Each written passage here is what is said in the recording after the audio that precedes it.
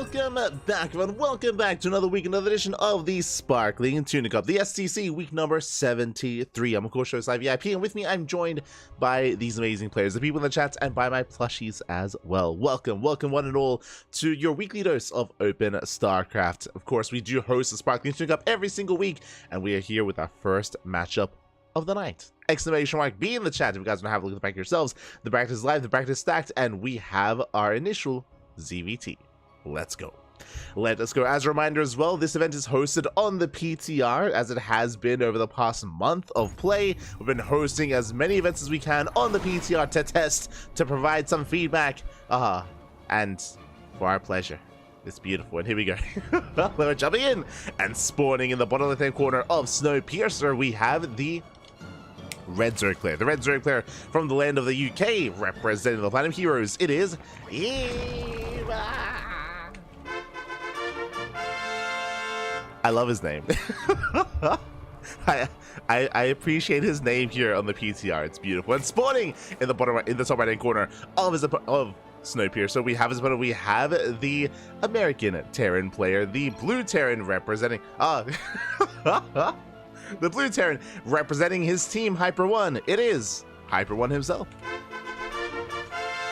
Let's go. And if you're in the chat, you know what time it is. Predictions are open. Place your bets, get your gamba going, as you can place your bets in the chat. Best of luck with those predictions for this best of 3 here in, oh my god, here in the initial round of 16. Meanwhile, we are going to be having a 2-racks opener. Now, Eba did accuse did accuse of a proxy 2-racks. It is going to be 2-racks, but 2-racks here back at home. Oh no.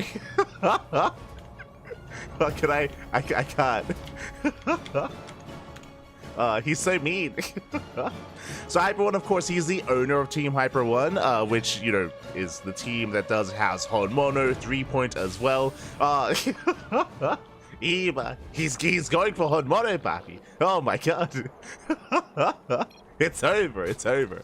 The body pillars was already too much. He's crazy. It's the Hyper One. But we are settling in. We are going to be settling in. Again, plenty of high-quality matches happening in the first round. Here, Hyper One, he is, of course, less of a player. He's more of a team owner. Not just that, but a shout out to Hyper One because he also is a map maker as well. Most recently, though, he has been focusing on porting maps over to StarCraft Evolution. Hyper One has also been hosting and funding the SEL, the StarCraft Evolution League, alongside many other show matches and many other events as well. So Hyper One, a very passionate fan of StarCraft 2 and StarCraft Brood War as well, and of course has been investing quite a lot of his time into that.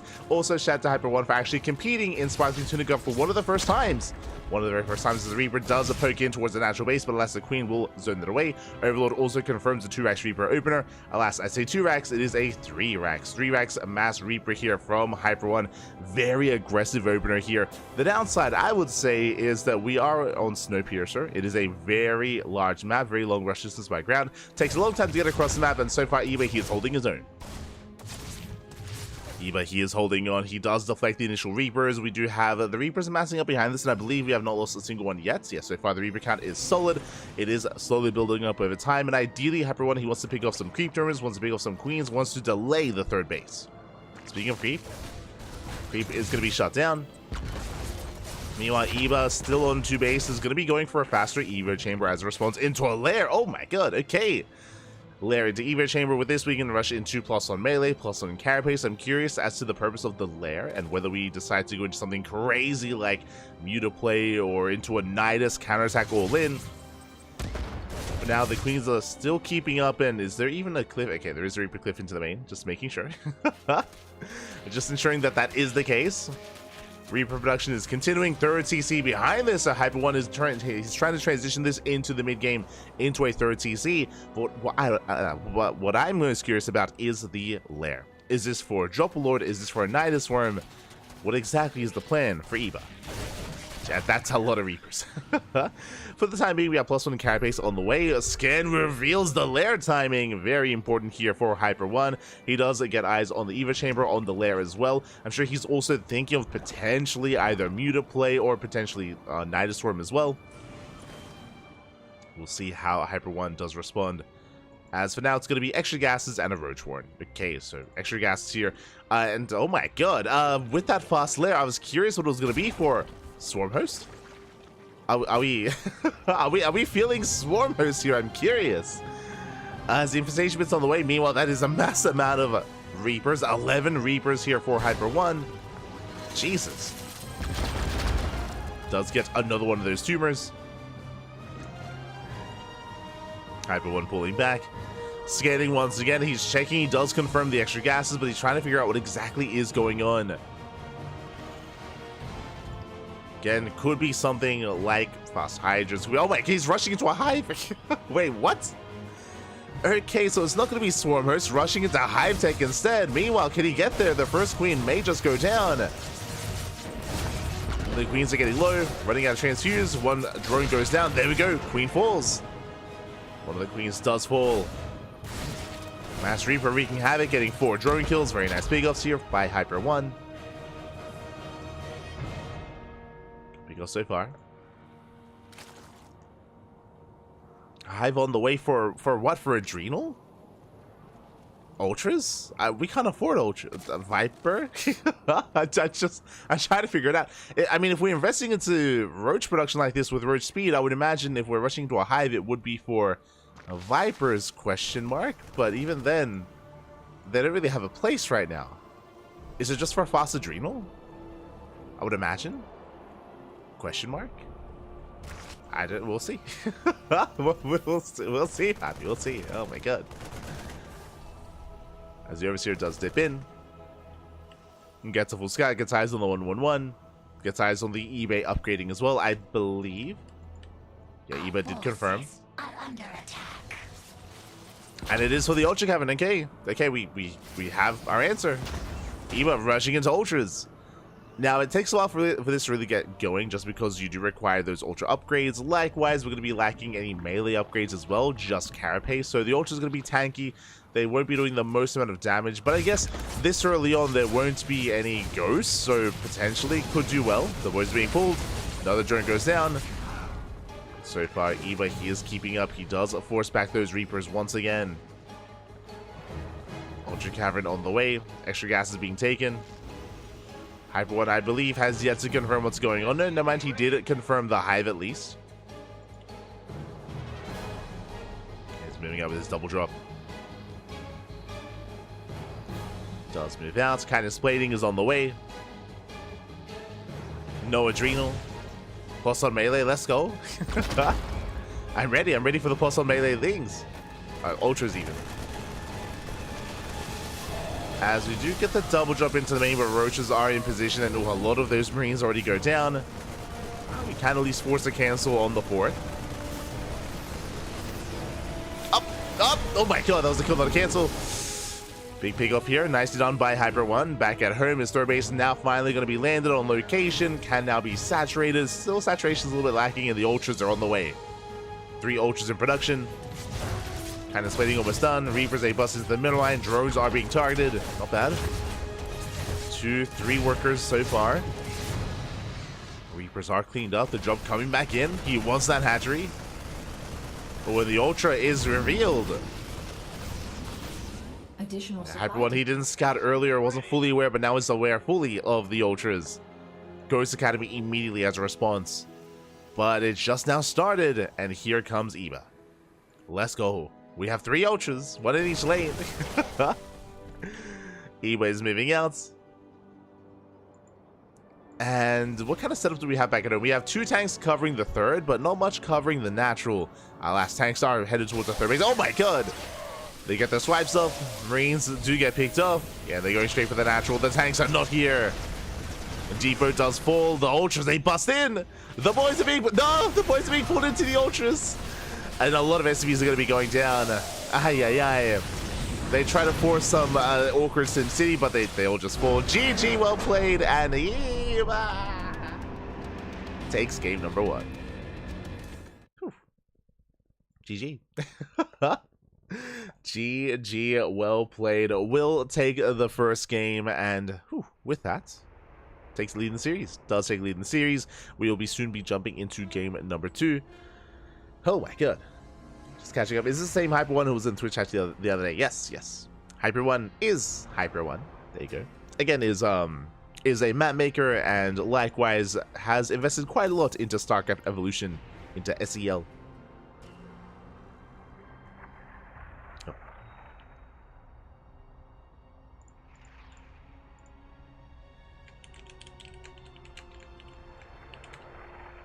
Okay, we're good. Jumping in.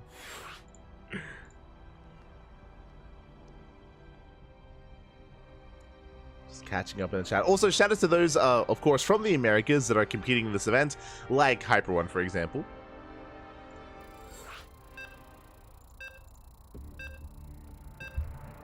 As I know it's a really bad time slot. This event is at a bad time for those in the Americas and Latin America as well. So I do appreciate it. Do appreciate you all who are tuning in and also competing here tonight as well. Thank you. Thank you. Always appreciate it.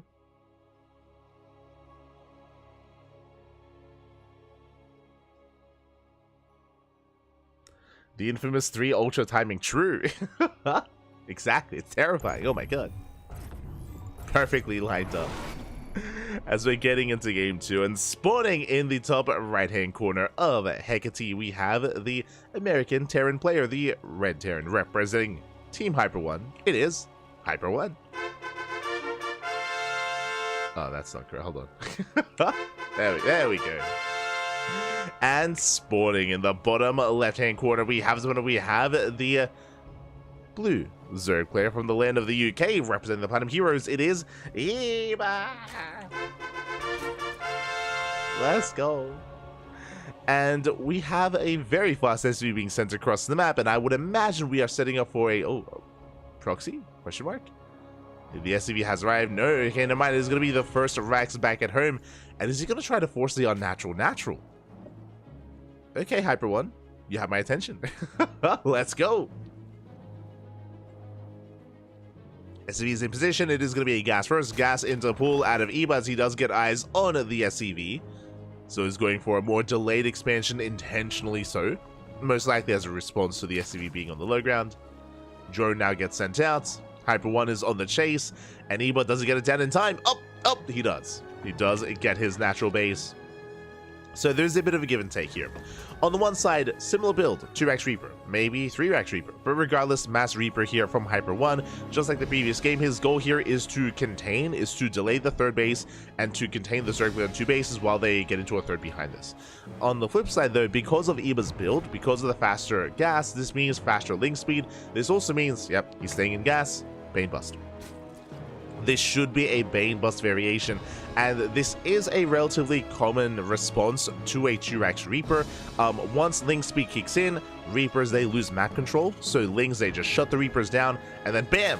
You just Bane Bust them. You just go for the all-in, you Bane Bust them, and it can be very difficult to defend here as a Terran player if you don't know what's going on.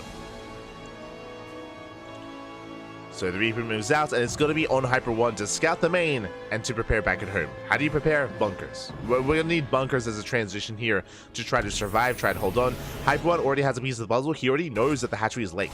He knows that the hatchery is delayed. He already knows of the faster gas geyser. He should be aware that he's in danger. Now, technically, this could also be a Roach Warren, and I'm leaning towards Roaches now because even though we're still mining gas, what are we spending it on? Right? Where is the tech? Whether it's Bailey Nest or Roach Warren or... I mean, I guess this could be a fast lair as well. True. Speaking of fast lair. Okay, there we go. So I assume this was a Bane Bust, but no. It's going to be a lair. This could be Drop Lord. This could be Link Speed into a drop into the main and bypass the wall, and then we can just flood into the main base. This could be a Nidus Worm, or technically, just like the last game, I guess we could rush into Hive again. It is Eba, and Eba's having fun. So, I mean, if last game Eba rushed into Triple Ultra, I mean, I can't put it past him. Oh my god, the cliff face is brutal. the Reaper, like, it's broken, Pappy, it's broken. Oh my god. Max control out of Hyper One. Does get away behind this, going for a 4-Rax follow-up. So 2-Rax Reaper into a 4-Rax Mass Marine. This is going to be a stim timing. This is a Beyond build. This is going to be a stim timing here by Hyper One. Speaking of stim, there we go. Stim is on the way alongside Combat Shields. Layers finishing up, and we'll see what the layer is going to be for. Do we morph in the Jumper Lords? Oh, there's no Overlords quite in position, so I guess it's not going to be Dropper Lord. He's doing it again. Alright. Okay. Okay. Fair enough. That is an Infestation Pit. Now, in the last game, this led into Fast Ultras, if you remember. This led into Fast Ultras. So that is also on the table. If you remember the last game, before the Hive was revealed, I was assuming, oh, maybe like Stormhost, right? In my mind, Stormhost made a little bit more sense. It's still going to be on the table here for Eba. This time going double Eva Chamber, double upgrades. This is very gas intensive, actually. So, yeah, I mean, there's the Hive. Okay, we're rushing into the Hive, rushing into 1-1. I guess we're rushing into Ultras again. I would assume. But, I mean, here comes the all-in. I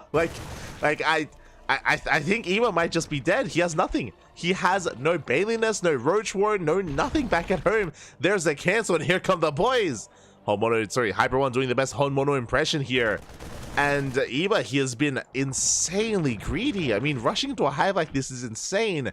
And he should die. He should be dead here. We'll see if he gets away. Like, this is illegal. It's illegal, papi. It's illegal. We'll see if Hyper One can put him in chains. Let's go. The boys are here. The Marines have arrived. Sim is finishing up just in time for this 2-base all-in. And we'll see if Eba can survive this. The bunkers I'm a little bit less fond of. I feel like time is of the essence. As Spine Crawlers are finishing up. The Hive is going to finish as well, but I mean, what's the Hive going to do? What's it really going to assist with here? As GG gets called, as the Lings, they come in, and Hyper One doesn't have too much confidence. I mean, pushing into 3 Spine Crawlers not going to be easy regardless. Anyway, he survives, and he takes the series 2-0. GG. GG, well played. I wanted to believe in the power of the Stim Marines, but alas, Hyper One, he does tab out. I have to message him. Hold on.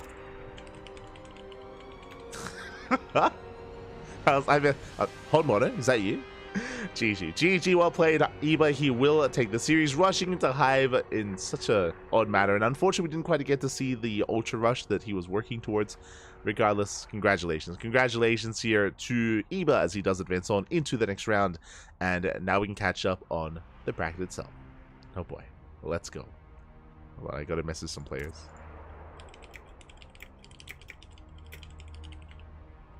Oh god.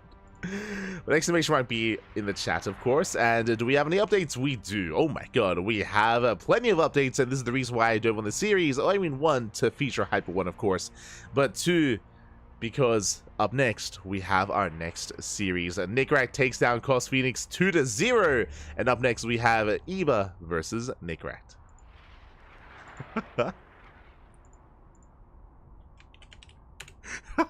So I asked Eba, I was like, the hell did I just watch? And Eba said he was thinking about making the fastest Ultra ever, but then he thought it'd be funny if he rushed into Adrenal. I would imagine with double Eva Chamber 1-1. So he was thinking of Ultras first, then he switched his mind to fast Adrenal Mass Ling, but he didn't get into any of it. GG. GG. Well played. But yes, we have our next series here. It is going to be Eba versus Nickrak. Nickrak, of course, is a much higher tier player. They are teammates, of course, both on the Platinum Heroes, and this is going to be a much more competitive matchup. I would not even be surprised if this goes to the ace match. So here we go. Of course, we were featuring Nickrak yesterday in the Fire Grow Cup. Fun fact, the playoffs of the Fire Grow Cup are going to be tonight, so it's going to be a busy evening for Nickrak, as he does have this event and then the event thereafter as well.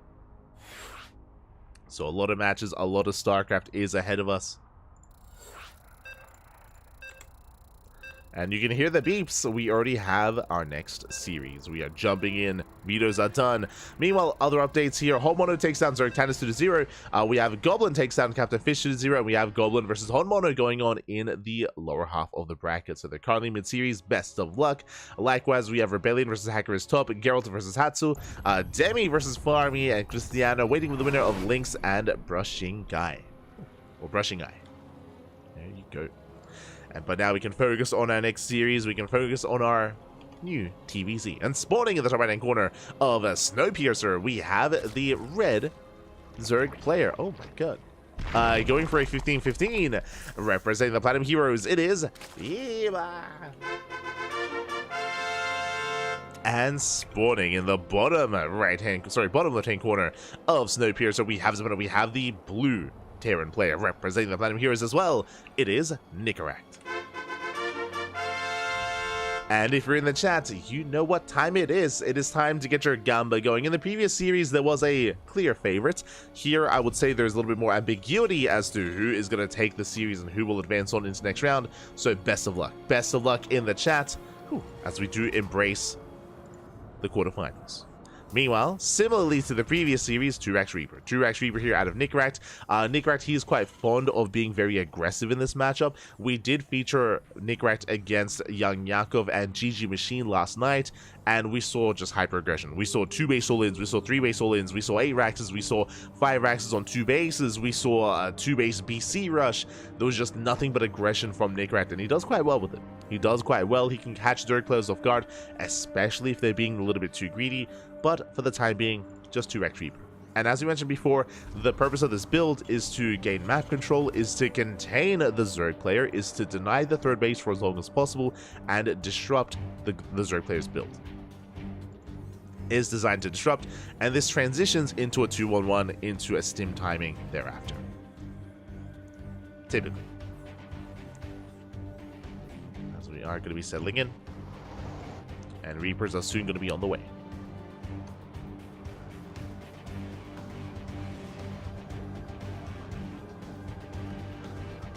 Have a stream of Homono coaching Hyper 1. That would... Oh, no. Not like this. Not like this. Let's see, here we go. The Reaper does move out across the map. Likewise, the first drone under fire. And oh, he gets 1 drone. Not bad. 1 worker does go down. Nice pickup here by Nicaract. Queen has arrived. Additional queens on the way. Nicaract, he checks for the third base, making sure that Eba did not pull a fast one over on him. Making sure that Eba is indeed contained. So Nicaract does confirm. And behind this, already transitioning. Ooh, 2 Lings do manage to slip in though. That is going to be a big delay. The CC is delayed. Reapers, they turn back around. They race back home to deal with these 2 Lings. 3rd CC's in production. But this is a nice start here for Eba. Just dragging the army back home and allowing him to expand. This third base should still be delayed, but because the Reapers came back home, the third base can now be thrown down. Now before that does occur, that is a fast Roach Warren out of Eba. Skipping Ling speed. Interesting. I mean, it was a 15-15, true. Does skip Ling speed. Hatchery should soon be thrown down, but the Reapers are about to arrive. And the hatchery, it is up. Oh, never mind. Not going to be delayed. It is not delayed. Reapers, they rock up. Hatchery is now in position. And remember, we're working towards that Stim timing. Stim is on the way, soon to be with Medivacs, with Mass Marine. Reapers, they bust into the main. But Eva's keeping up. He does zone the Reapers back. So far, keeping up with the Reapers. They head towards the natural, getting to the mineral line. 1 more drone goes down. Good pickup. Not a single Reaper does fall. And on top of that, Nicaract, he also scouts the tech. He does confirm the Roach Warren. He's aware of what's going on. Is where the roaches. As a result, we can see Nicaract, he does begin Marauder production, which is going to be more ideal against roaches. Bunker is on the way for the roach rush, assuming that it's an all-in. So you can see Nicaract playing safe. Speaking of roaches, roaches are now on the way. But Eba is taking into a lair. So this tells us that Eba, he most likely plans on droning. Eba's going to be droning up. He's going to be saturating. He's going to be working towards a later game state.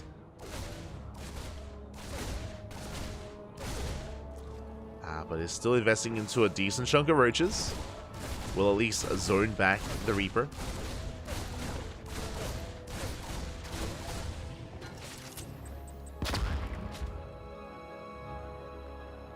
Reapers are forced away.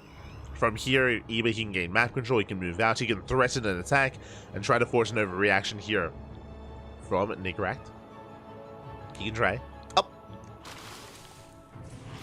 As Reapers, they do slip by the roaches. Barely do. They go for the mineral line. 1 Reaper goes down. Oh. 1 Reaper soon to be... Oh, 2. They get 1 drone. 1 drone for 3 Reapers. Not ideal. But the Roaches, they moved out of position, and one Reaper does escape. Okay, 2 for 1. Reaper gets away. The Bio Army is amassing. Stim is now done. Combat shields on the way. Where are the Medivacs? They're still a bit of a ways off here. As a reminder, it was a 3cc 2-on-1, so that does delay the starport, does delay the Medivac production. Reactor just now finishing. And now we can embrace the mid-game. And here we go. Here comes Nickrak's move out. Oh, Stim's in. Gets the Overseer. Meanwhile, behind this Eva, he's not just going into Roaches, he's getting to Ling Speed. Ling Speed just finished up, alongside Double Eva Chamber, should be into those upgrades, should be into Ling, Bane, Roach, Ravager. Assuming it's melee upgrades, we'll see if he goes into range. Eva, he's getting there. Is getting there. Nickrak waiting for his Medivacs. They are about to arrive.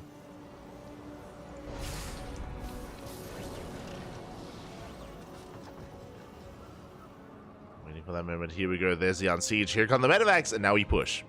Nickrak, he is moving out. Eba back at home, has been amassing Roach Ravager. Did begin one of his upgrades. Baliness now on the way as well, but Balins will not be ready for this attack. For this defense. Ooh, and Eba, he just droned. Oh. He just droned up. Can he defend against this? Eba at the same time going for a Ling counterattack, but here comes the Bio. He stims in. Dustin forward. Ooh, tanks on siege. The tanks left, they get left behind. Massive pickoffs. 2 tanks go down. Lings, they get across the map. 3 SCV kills. They're going for the tank as well. They won't quite get it though. Clutch repair. Repair will keep the tank alive, but Eba, he holds back at home. He deflects the army, and now he can counterattack. Again, 2 tanks just fell. There's 1 tank left, and it is vulnerable to Biles. It's going to be vulnerable, but the Lings, they do trickle in. Eba, he stays back home with the Roach Ravager. He's getting a 4th base. He's running up. He's getting up to 80 workers, and now focusing on his upgrades and focusing on just building up instead. Eba, he is safe and secure, and I'm concerned because Eba, he got away with droning. He's on a 4-base economy. And Nickrak, he lost a lot of momentum already.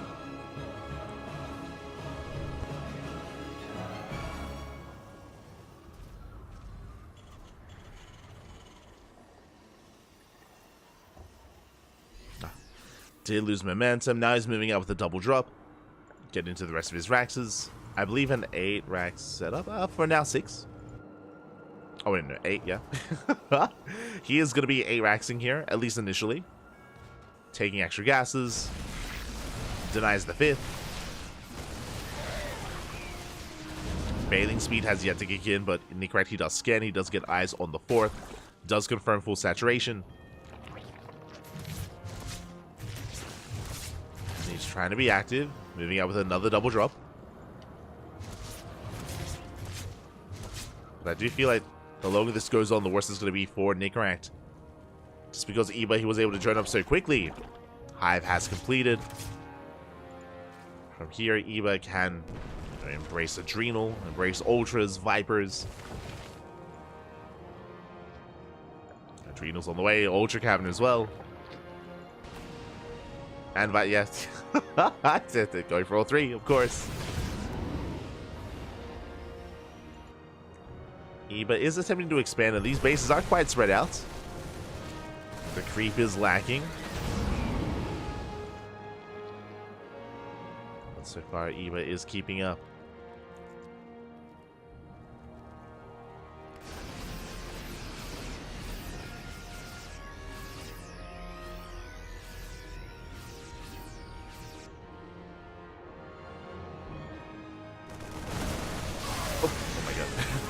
Nickrak, he does have to be careful. Does engage, doesn't take the main into the face, does pull away in time. Whew, just barely. And Nickrak, it's all or nothing here. Remember, he is 8 Raxing. It is a 3-base all-in from Nickrak. Ultras are on the way. Eba just has to buy some time. Bleeding out a couple of workers. Tanks are gaining ground. Oh, but here come the Blinding Clouds. 1 Viper falls, but the Blinding Cloud covering 3 of the tanks. Oh, brutal. Yeah, the tanks are getting caught out. Most of them go down, but the Bio Army still is standing strong. Oh, that's another tank falling. Nickrak, he stims in. Gets the Ravagers. 2 Ravagers go down. 3 Ravagers even. Oh, the boys, they're going to be pulled, but it looks like Iba, he doesn't have enough. And not enough, barely not yet. Ultras are on the way, but Nickrack, he breaks the fourth, or breaks the third. Third base goes down to every worker as well. Iba, he needed a little bit more time. Just a couple more seconds. Viper gathering energy. Ultras diving in. Oh, we do have Transfuse. And the army's overstim. The Ultras, they barely hold on. Do we have a power bomb? Not quite. Oh, yeah, not quite. Not enough NG. There is no power bomb, but Iba holds. And remember, this wasn't all in. Fourth CC now being landed, though. Nickrack soon to expand. At least trying to. But here come the Ultras. The Ultras, they have arrived. They have kindness plating. They have kindness. Getting into 2-2. They get into the mineral line. Oh my god. The SCVs. Boys, they cannot be pulled away. Not against this. 27 SCVs go down. Viper coming in from behind. Gets on top of the tanks. And it looks like Iba, he survived the push. He counterattacks. He takes the game. GG gets called, and Iba takes game number 1. GG, a very intense game 1. That was almost Nickrack's game. He did well with his push. He was able to break the third base. He was able to bust it down, able to get into the middle line as well. He reset the army, but the Ultras, they popped out just in time to maintain everything else.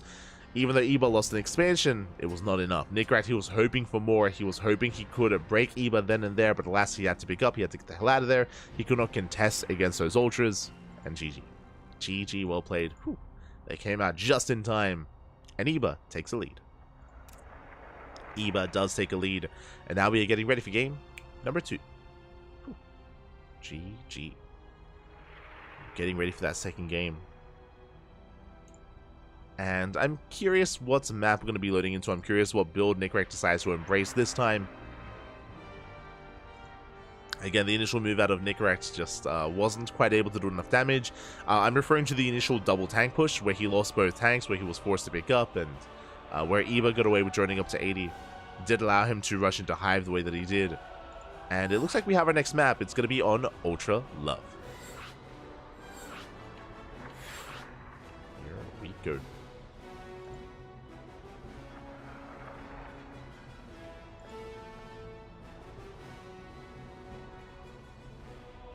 It's going to be on Ultra Love.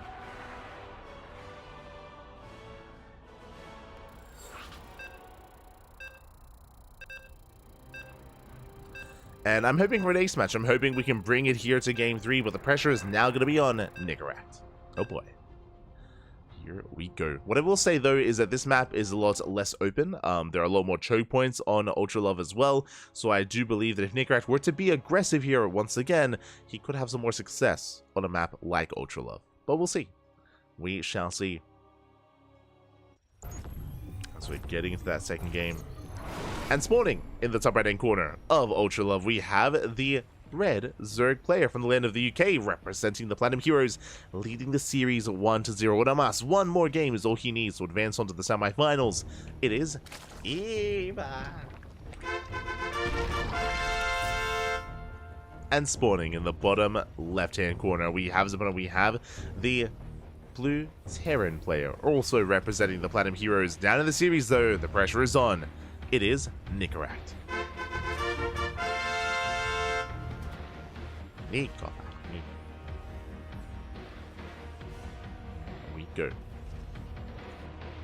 As once again, 15-15. 15 hatchery, 15 spawning pool. Very safe build here out of Iba. This is almost a hard counter of a 2x Reaper. The reason for this is because this does allow for earlier queen production to be able to defend and fortify yourself. It also does typically lead into 2-base play. You're already going for a delayed 3rd base with this build as well. So just very safe play here from Iba. Meanwhile, Nickrack going for a much more standard opener this time. May have gone 2x Reaper in game 1, but here, racks expand. Standard opener in game 2. So off of these two openers, I do favor Nickrack. I do like his position a little bit better here coming into the other game, but only slightly. Is just the initial openers. Then we can embrace this and head on into a longer game state.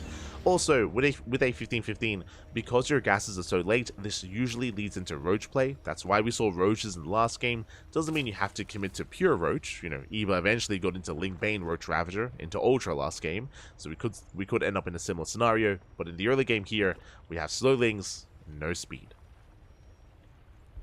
As Eba, he does confirm the lack of Raxes. 8 Lings are on the way. Big commitment here by Eba, so it's turning this otherwise defensive opener into an offensive opener. These Lings, their goal is to delay the CC. It's to pick off an SCV, pick off any Marine, and try to wreak a little bit of havoc here as Eba is droning. Remember, it's only 8 Lings. So Lings are moving out.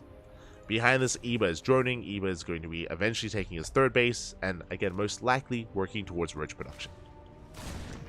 Reaper has arrived. Does slip into the main. Lings are moving out. CC still not yet done, and Eba is going for the CC. So Reaper. Oh, Reaper goes down to the drones. Oh, rough moment there for Nickrat. He will lose the Reaper. He could potentially even lose the CC. Is going to be cancelled. The boys are being pulled. Nickrat, he cannot afford to lose his space. He has to fight for it. Does have to fight. Alas, he cannot. GG gets called, and without the Reaper at home to defend, with the Reaper going down across the map, the game ends here and now. GG gets called, and Eba will take the series 2-0. GG. GG, well played. That wasn't meant to end the game, but the fact that Nickrat lost the Reaper across the map to the drone, to the Queen as well, meant that he did not have anything to defend. I mean, he had a Marine, sure, but even with pulling the boys, he would lose more SCVs. He would lose more SCVs in trying to defend that natural. Too many losses too early on, and with that, GG. GG, well played. I was hoping for the mid game. I was hoping for a back and forth, but alas, not this time. Eba will advance on to the semifinals. Congratulations. Congratulations to Eba. My condolences to Nickrat. What I will say though is best of luck to Nickrat, because even though he may have gone down in this tournament, I believe he has quite a night ahead of him, if I recall correctly. We'll have to double check that, of course. As yeah, he does have quite a night ahead of him. Last night, of course, we were covering Nickrat in the Fire Cup, and the Fire Cup playoffs are later on this evening. There is going to be a best of 3 between Nickrat and Strange in a couple of hours, so best of luck here to Nickrat. He does have time to recover, to rest, to get some food, and to get ready for his match. So again, the night is still young for Nickrat. It's still young. He has another tournament later on. With that though, GG well played. Eba does advance onto the semis, and now we have some catching up to do. Exclamation mark B in the chat if you guys want to have a look at the back yourselves. We'll switch our scenes over and catch up on what's been going on. We have some updates. Okay, from the top we have Russian guy. We have Russian guy takes out Lynx 2-1, went to the ace match, but now he's up against Krystianer. Krystianer, of course, is the #1 seed of the tournament. He is the player to keep an eye on, the player to make a deeper and deeper run and even be the favorite to win the entire tournament, so best of luck. He is up against Krystianer. Winner goes up against Demi in the next round. Demi takes down Hon Mono.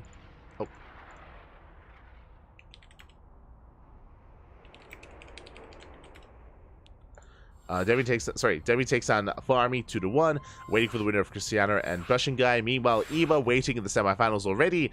Scrolling down, we have Rebellion over Hacker's top. Gerald still up against Hatsu, and Goblin up against Hon Mono. Oh boy. And speaking of, we have a series. We have a match ahead of us. Very little time to prepare here, but I will do my best.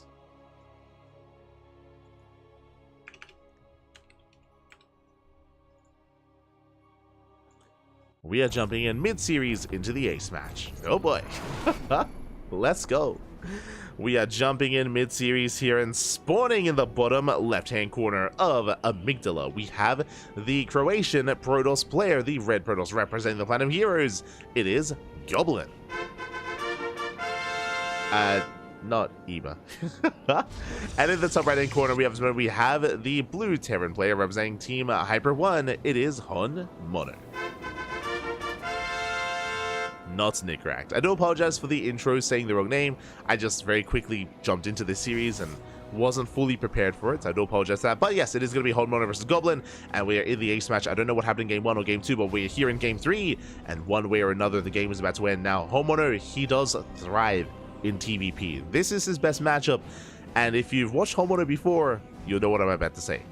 Homeowner, he's an animal. he's an absolute animal. Homeowner, he does nothing but all in. He purely all ins against Protoss specifically. He plays more macro against the other races, but against Protoss, we see a lot of 2-base all ins here in this matchup. Now, initially, this is going to be 2-racks. I imagine 2-racks Reaper. This is not an all-in. This is an aggressive start to get ahead in the early game. We'll see how much damage Homeowner can get done. As a probe gets across the map, is attempting to delay the racks, and we'll get a couple of hits in. The last of the racks will complete. And here we go, the proxy does finish up. Oh, actually going to be proxy Marauder. Uh-oh. So this should be Marines to reinforce, Marauders across the map, and maybe even a bunker here to support as well. This is more committed. This is straight up more committed here from Homeowner. I assumed it was just going to be Reapers, but no, it is something clearly far more sinister. As the probe goes down, Goblin is going to be that much more in the dark. Marauder production continuing.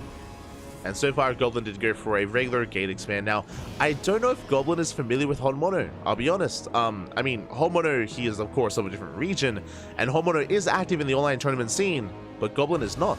Goblin does not play in that many online open cups. I'm referring to events like this.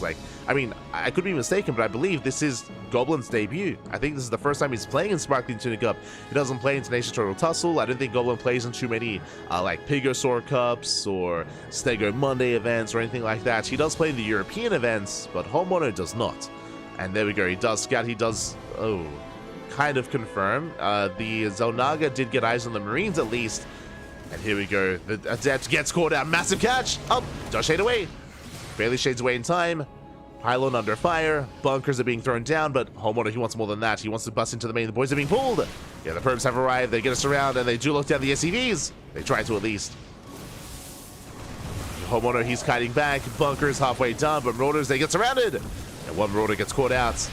But another has arrived. Ooh, and that's going to be all the SCVs going down. The bunker does not finish. That was 4 SCV kills, Jesus. I didn't realize how many there were. 4 SCVs do go down. Meanwhile, Homeowner is still reinforcing, sending out more SCVs. The bunker technically is still there, but it's taking a lot of damage. Homeowner, he is somewhat transitioning. Factories on the way. Marauders, they do threaten the army. But the gateway count is getting higher and higher. Shield batteries are ready. Stargate is on the way. I imagine for Oracles, for Void Rays. But the Natural is going to go down. The SCVs have arrived. And they will finish that bunker. Meanwhile, more shield batteries on the way. And Homeowner, does he try to break the main? As the bunker doesn't quite finish, the SCV can go for it. Rax getting some scouting information.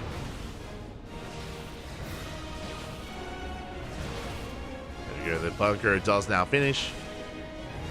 Rax confirms the shield batteries. 4 shield batteries in the main, alongside the would-be Oracle. Stargate is done. Brutal Pilot. Oh my god, the supply block. That's a brutal supply block for Goblin. It may even be worth killing one of his own probes just to make the Oracle, as yeah, the Oracle is going to be trapped for quite some time. There we go. Pilot just now finishing. Oracle now on the way. And Homeowner is going back home. He races back home. Command Center's on the way. Cyclone as well to help defend against the Oracle. Adepts do get 1 SCV kill. Oh, good. What a brutal catch here. As Homeowner, he gets 1. And can he get the other? Not quite. Just gets 1 of those Adepts. Other does escape. And even though Homeowner is expanding, I would imagine this turns into a 2-base all-in once the Natural gets up and running. Cyclone's in position. Oracle's on the way. Behind this, that is a Robo before Nexus. Goblin did invest quite heavily here into all these shield batteries, which never fully came into play. Now we can calm things down. We can embrace a longer game state.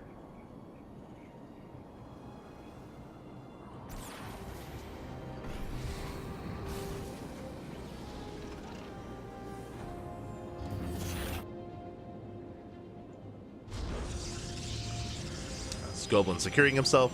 Bay is on the way. Here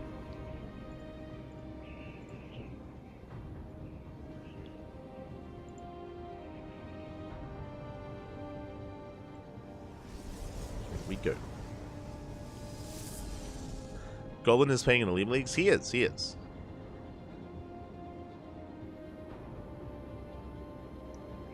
Goblin doesn't practice much to achieve good results, which made me think he must have planned out. I mean, it's one of those things where Goblin used to be more active a couple of years ago. He used to be much more active back in like more 2020, 2021. If you remember, I was assuming like I was a little bit concerned that Goblin was going to retire. Goblin was very inactive last year, like 2023, would show up a little bit in WTL. But what I will say is that most recently, in most recent months, Goblin has been improving. He has been improving a lot.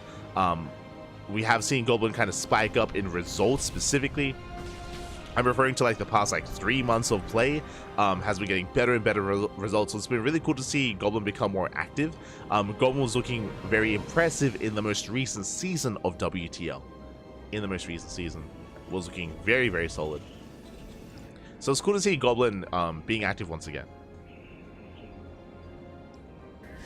And it's cool to see him being much more active recently. Which has led to this, which has led to him playing in Sparkling Tunica for the first time in a long time.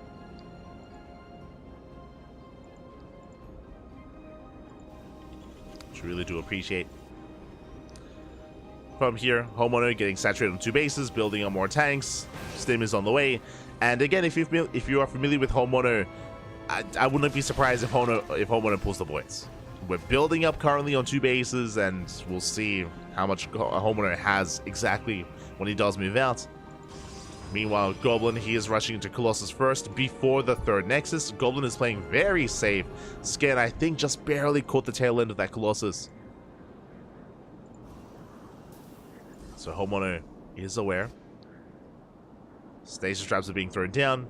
Of course, on the new patch, stasis traps are a lot more prevalent, or a lot more available here, thanks to the NG overcharge. As there are stasis traps all over the place. Is something more affordable. Colossus getting in position. Now the 3rd is going to be taken. But again, Goblin, he's getting into a 3rd Colossus before the 3rd base.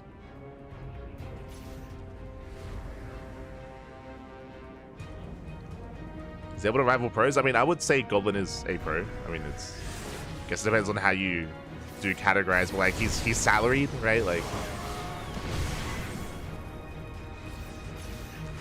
oh, stasis does go off. Nice catch.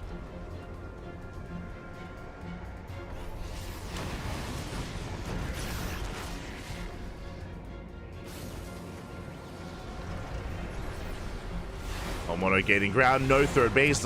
Goblin playing very safe here, which I do actually like, considering how aggressive Homeowner usually is. So I'm saying Goblin playing very safe. Pulling back, contained on 2 bases. Homeowner gaining ground. Vikings, they get a lot of shots off though.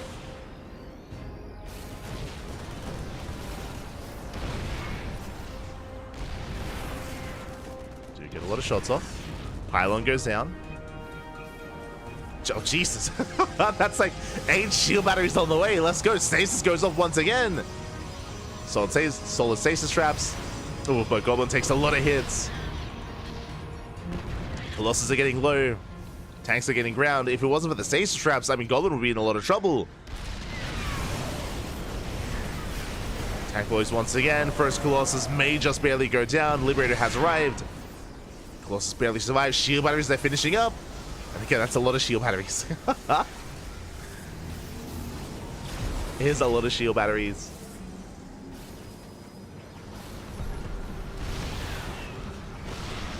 This Homeowner is laying siege upon the natural.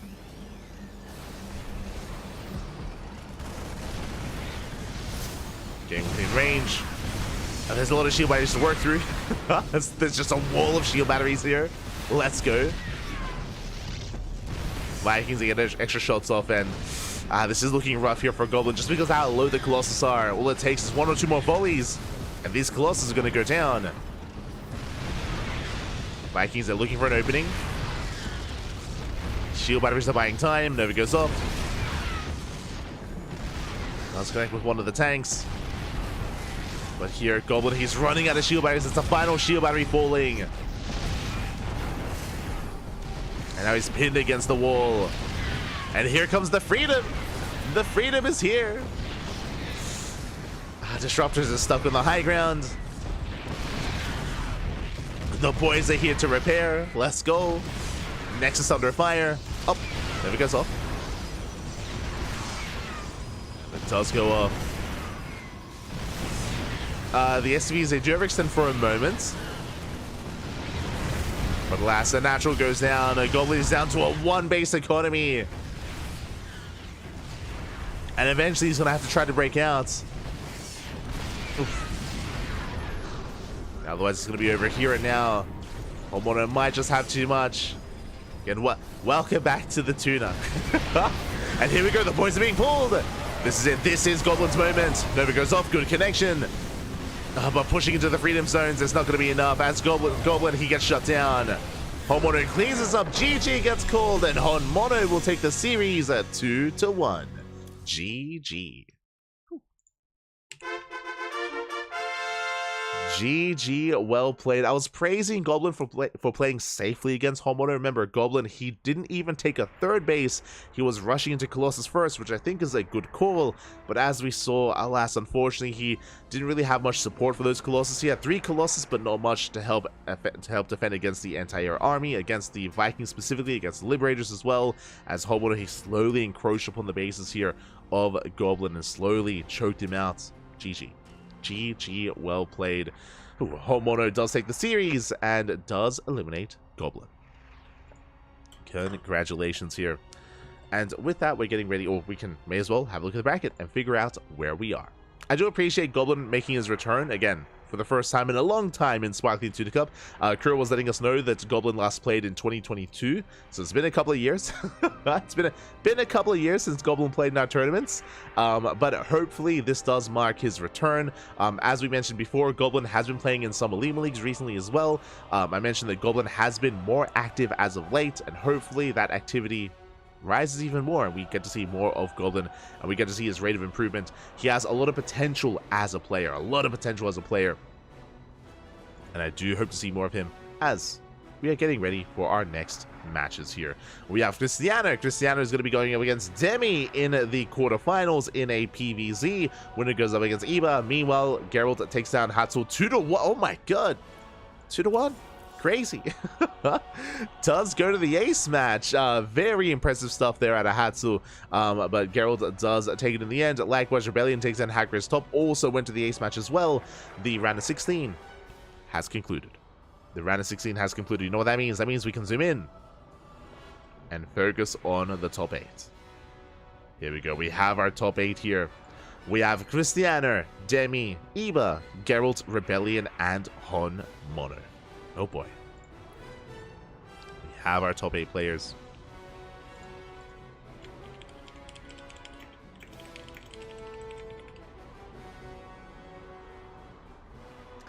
And it looks like Rebellion and Geralt are currently mid-series. They're locked into PvP when it goes up against Homono. Meanwhile, Krystianer versus Demi is about to begin. Krystianer versus Demi is about to begin here.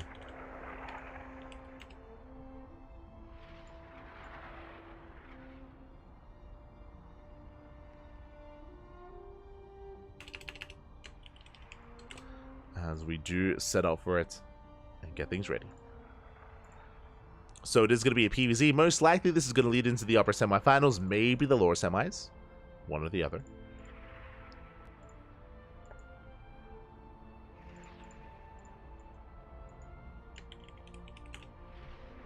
Good.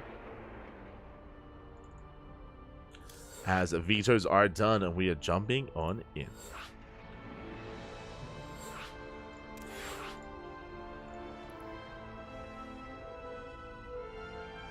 Beautiful. Okay.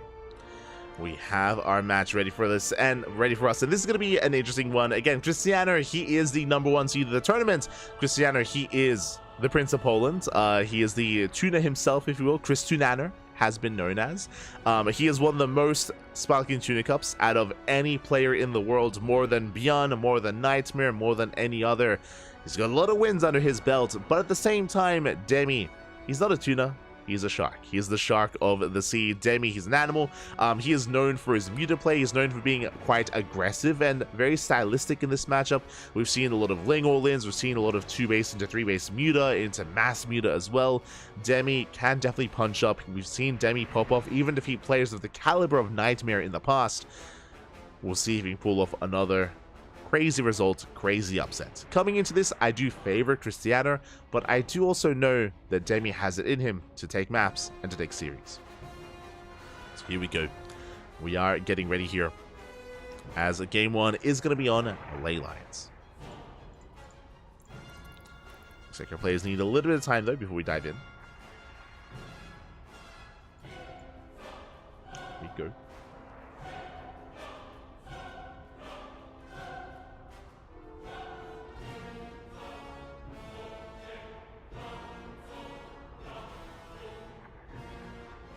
Goblin is my more favorite player. I mean, again, I'm sure we'll see more of him. I'm sure we'll see more of Goblin in the future. I am sure.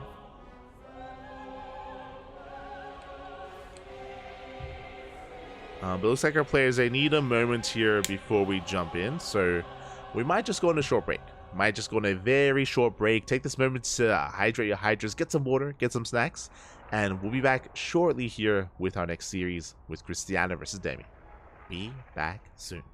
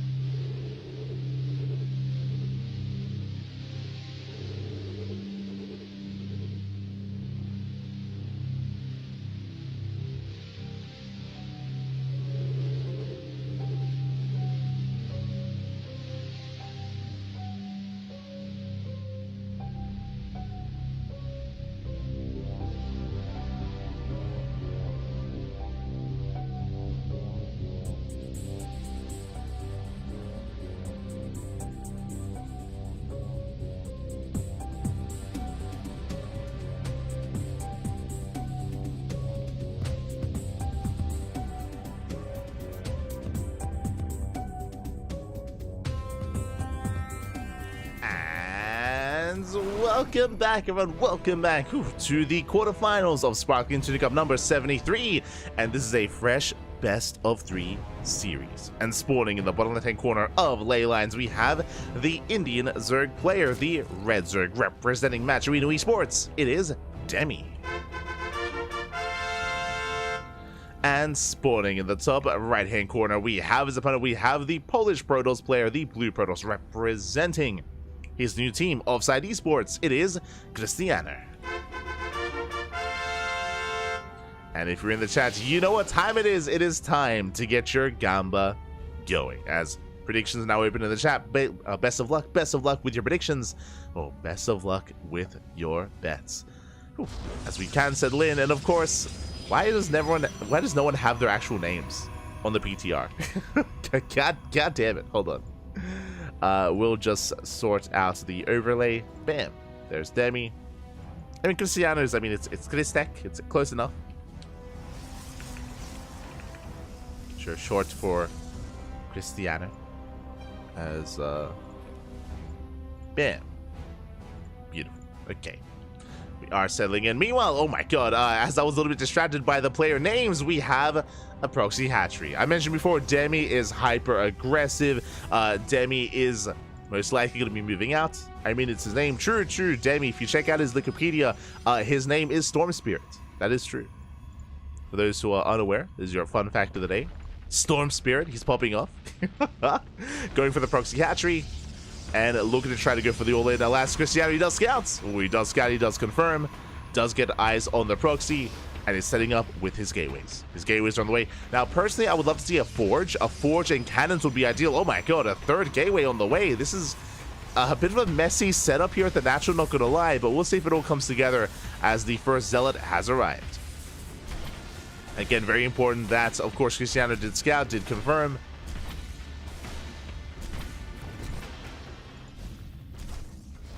As it looks like the third gateway is cancelled and Krystianer is expanding. Is going to expand behind this. Demi did take his natural. Did pull out a gas, rushing into Ling speed, is joining up. But a couple of Lings do make their way across the map. A couple of Lings have arrived. They do threaten the natural. It looks like the hatchery is going to go down. There's no spine rush. There's no queens. There are going to be a lot of Lings to work with here. And Demi did force a reaction. He did force a delayed expansion. But now he has to deal with the two gate follow-up. He has to deal with the adepts. That is the downside here. With this hatchery going down, now Krystianer has a force to push. He's got 2 zealots. He has an adept. No second adept behind this. Just the one. Just the one adept for now. Chilling back at home. And from here, we can settle down. We have our take of choice. Krystianer rushing into a Twilight Council. Okay, it's going to be, I would imagine, Glaive Adepts or DTs. There are options here for Krystianer. Meanwhile, Demi back at home. Link speed has completed. He's joining up. He's saturating his natural. He's getting in towards his own game state. Really, my eyes are going to be on the Protoss to see what he gets done across the map. Even though Demi did do some inadvertent damage, I don't know if it was quite enough damage here to really justify the delay on his natural and the delay on his third. Does have map control, does have a massive amount of Lings, that is true, but how well a Ling's going to perform against what comes next? The Twilight Council is now done. Robo is on the way. Krystianer, he does not pull out a gas, so this might just be a Dark Shrine. Again, it could be one or the other. Could be a Dark Shrine, could be a more committed... Oh, Glaive Adept build. Gateways are being thrown down.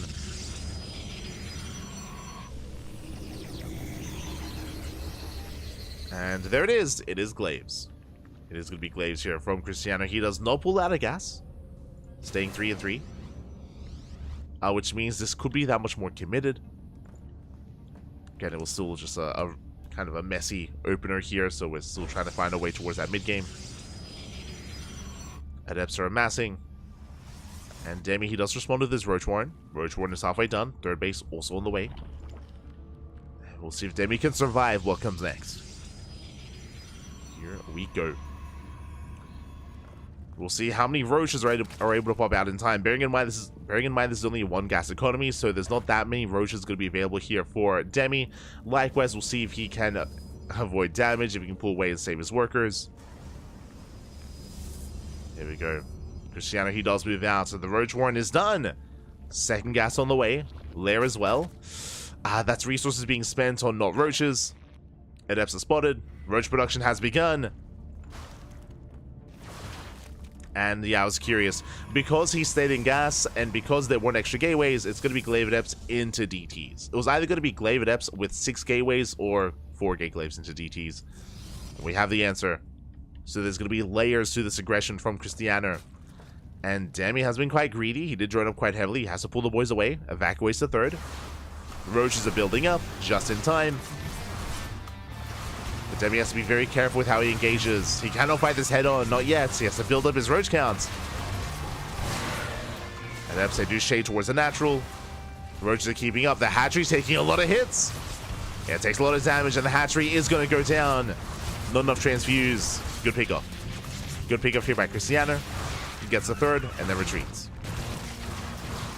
Lair was restarted. It was cancelled earlier and begun once again. Demi a little bit indecisive. I mean, cancelling the lair means he had a little bit of extra gas here for the roaches. But this also means that detection is going to be delayed. And here come the DTs. Dark Trend is done. The Prism is denied entry into the main. No DTs yet. So the Dark Templar are slightly delayed. The lair is almost done.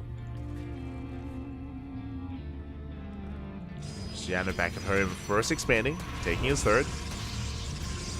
Is spotted by Demi. Dark Templar morphing in. Lair has completed. No Overseer yet. Ooh, and the GTs, they could even deny the third once again. They can and they will. Yeah, it takes too long here to morph in the Overseer. Overseer's on the way. That's going to be another up. That's a kill, not a cancel. Massive pickoff. A kill on the expansion. And that is the win condition here for Krystianer. Just deny the third. Deny the third over and over again. He doesn't have to get more damage. Overseer comes in for a scout. Demi is contained. Adepts a third and another shade. There are enough roaches where Adepts, they can't really get much done. Like the Adepts, they can't really do much more, but they've already done enough, right? They killed the expansion. That's all they needed to do. Kill the base. Krystianer backs up, and now he's building up the next step. Adepts into DTs into an Immortal army. He's got 3, soon to be 4 Immortals. That's a lot of Immortals. As the Immortal cannon's building up. Demi trying to rush into Muta. I mean, again, Demi, he does best with Mutas. That's his go-to. But they're not ready yet. They are not ready yet. And even if they pop out, they're not going to help here in the defense. Krystianer, he's just waiting for a 5th Immortal. Warping in additional Archons would be ideal as well. I mean, Krystianer doesn't know about the potential Muta play. But as long as there are, what, 3, 4 Archons with his army Mutas, they cannot touch this.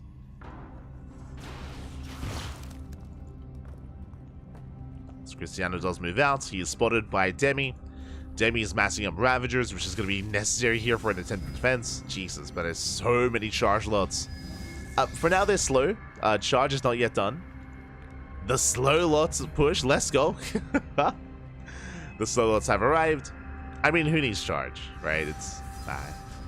don't need it, but the army's going to come to you. As the army dives in. So far, first Archon falls. Nice pickup here from by Demi. A solid concave as well. Files, they do force back the army as well. Again, taking it slow. A lot of roaches are falling to those Immortals. Adepts, they do threaten a shade here past the army. In towards the main. No commitment. Spire is spotted. Krystianer backs off. Doesn't fully commit. Demi so far, he's holding on. Jesus, but that's a lot of Immortals. Now what's terrifying here is that in that fight, in that push, Krystianer did not lose a single Immortal. And now he's getting into double Immortal production. He's basically has mass Immortal. It's crazy. Like, he's got mass Immortal. He did spot the Spire. No, he did not. My apologies. I assumed that the Adepts did. Mutas are on the way, and he no longer has any Archons. These Mutas, they can do well. These mutas, they can help Demi recover. Now, Demi, he can choose to chase down the War Prism, or he can choose to ignore it and go across the map and go for economic damage instead. I mean, there's nothing in him to defend. Roaches are keeping up. Mutas, they move out. I do like this. The mutas, they ignore the Prism. They're moving out across the map. The natural is exposed. The main is exposed. The third has the army and has sentries, has a shield battery somewhat. Not much of this army shoots up. But these mutas, they can pop off. Here we go. 7 mutas, more than enough to one-shot. Probes are going down. And how does he respond? He has to respond with sentries. Is going to be forced to recall. Mutas, they bust into the main. There are stalkers here to reinforce. Army's trying to keep up. So far, 7, 8, 9, 10 probe kills, 11 probe kills. Very nice damage. Solid damage so far. Demi, he also forced a recall. He's forcing the army to stay back at home. Keeping Krystianer pinned. Blink is not done. Demi gets another 13, 14, 15 probe kills. Does overextend though, and does stick around a little bit too long. 1 muta goes down. Just the 1. So 1 muta for 16 probes. Very nicely done. And with that, Demi, I mean, look at the economy here. He's maxed. Demi, he's maxed out. So is Krystianer. Now, what is terrifying, Krystianer, as he's been losing probes, he's been making more units. Basically, it's an all-in. Like Krystianer, he's on 49 workers, but this is a super maxed army. It's terrifying. I mean, there are so many immortals. Quickly checking 10 immortals, 4 High Templar. Storm is done. The Prism goes down. No more reinforcements. Nice pickoff. But I mean, if you've ever seen a death ball, this is one of them. Ay, Jesus. Here come the Banelings with the Storm. I mean, slow Banes, they cannot touch this once again. They have to fight back. They have to pull back here. Oh, Files do connect. That's going to be a lot of Storms though. Storms, they connect with the Ravagers. Baneling speed kicks in. Oh my god, but the Storms are brutal. And the Banelings, they do not engage. They do not get close to the army. Mutas, they get across the map. They force the defensive warp in. Storms are connecting. Oh, the force fields are brutal. And Demi, he will lose control of this base. Mutas are still trying to keep the Stalkers busy, but they are moving into reinforce.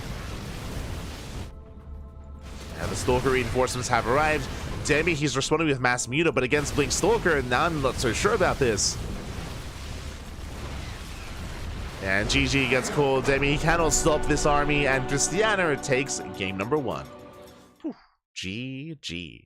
Oh my god. GG, well played.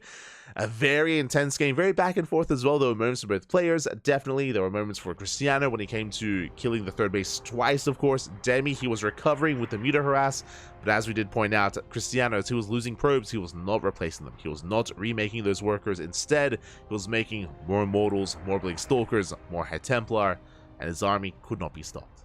GG. GG, well played. Krystianer does take game 1, and now we're getting ready for game number 2. Here we go. Here we go. Oh, hello, Chase. It's the Chase, baby. Oh my god. Varun. True. Hope you're doing well.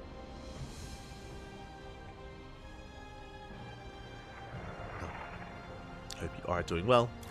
Demi was gambling a little bit. Basically, if Krystianer had not reinforced with... Oh.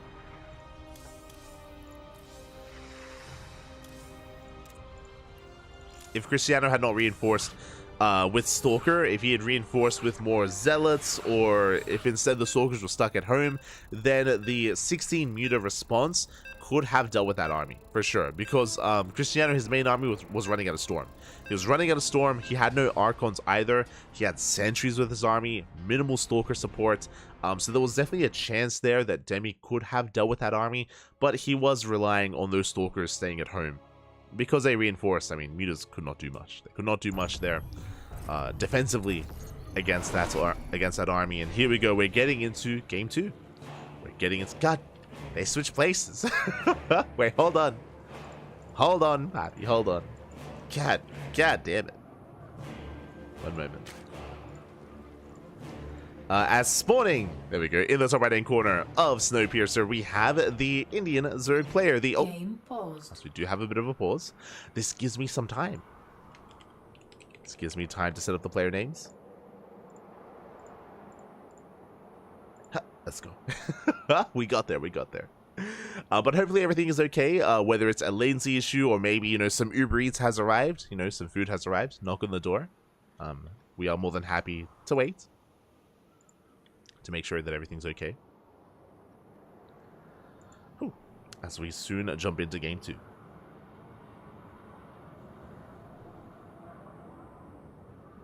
Every time I hear Varun, I'm just reminded of Varun 5. Ah, the best boy band. Varun 5. Peak StarCraft.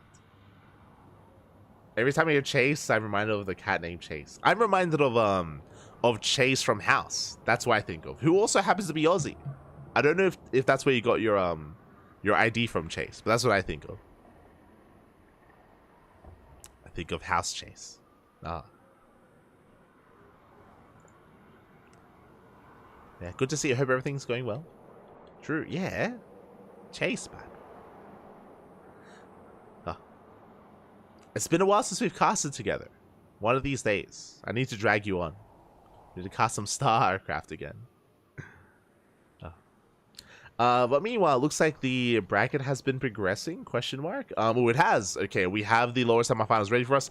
After we wrap up this series, after we wrap up with Krystianer versus Demi, we'll be hopping over to Gerald versus Mono as they are prepared. They are ready for us in the lower semifinals.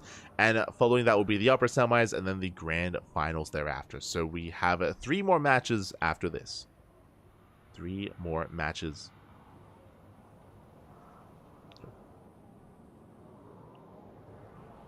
So we do have them lined up. Oh, it looks like we are good to go.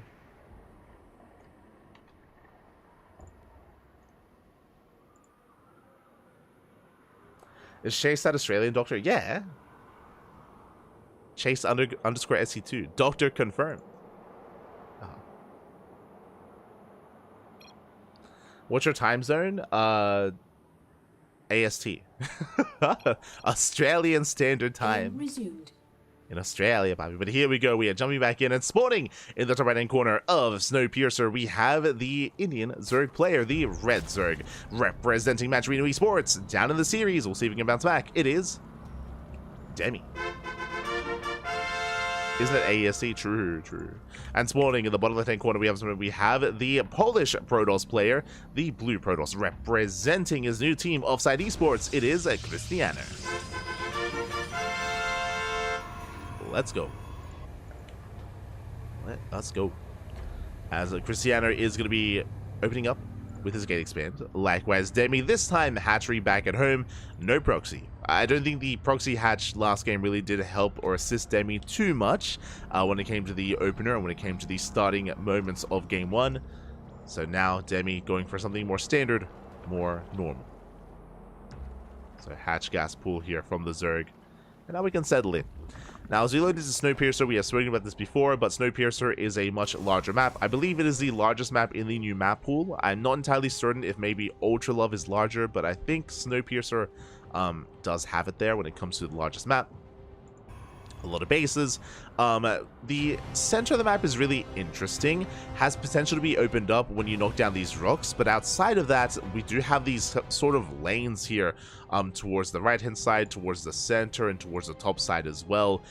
These kind of areas are cut off from each other, and we have seen some very interesting fights with like tanks on the high ground and fights happening here, you know, on the low ground trench instead. Like there have been some interesting engagements definitely here on Snowpiercer in a longer game state, but we'll see if we can get there. We'll see if we can get into that longer game.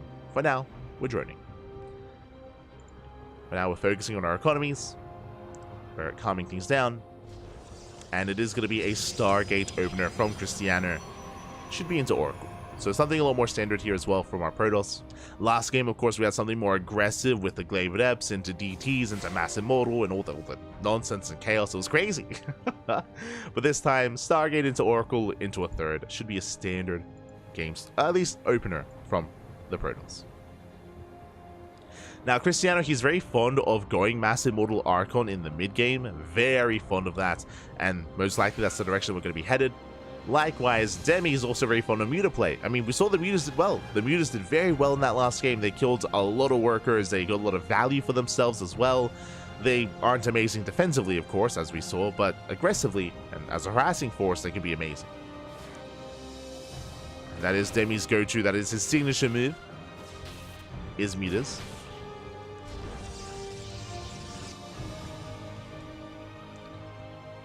For now, though. Calming things down. Oh, the Overlord a little bit misplaced. Oh no! Barely gets on the pillar in time. Barely is saved, at least until the Oracle arrives, which will provide some high ground vision, and the Overlord will go down. So nice pick off here by Demi. As I say that, oh, does get the Overlord. Demi is unable to save it. And the third base has now been taken. Third base is on the way. Ooh, and that is a gateway explosion. Oh my god. Krystianer, he did open up Oracle, that is true.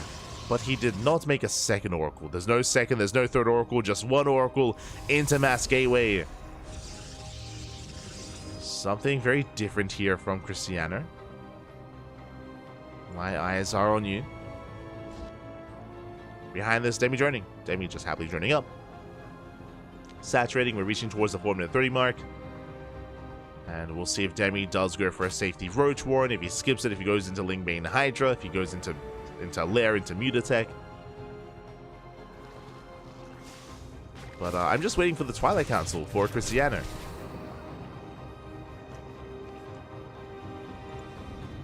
As the third base is about to finish, he's building up his Stalker army.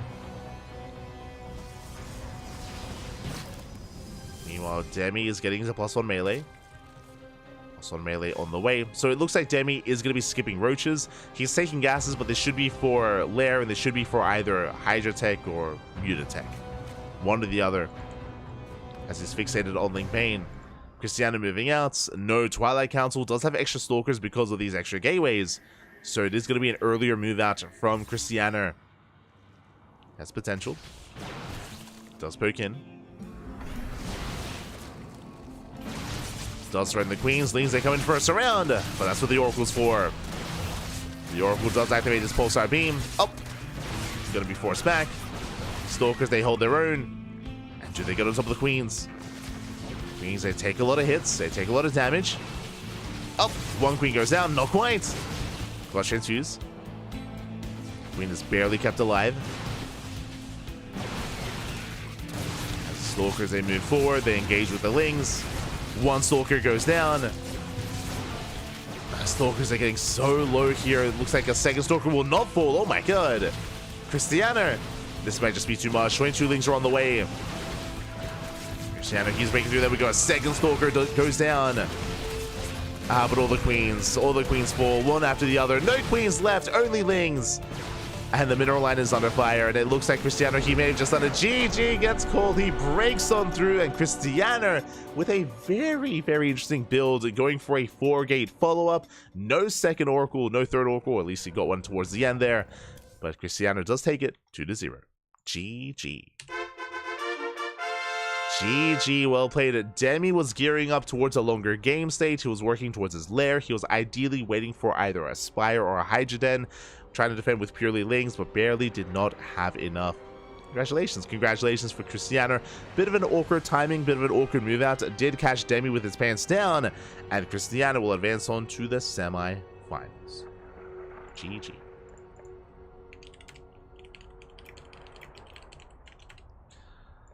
GG, well played. It does advance on to lower semi-finals, and we are getting ready for that series. We're getting ready for a PVT. Let's go. A lobby is set up for us. I have to very quickly head on over.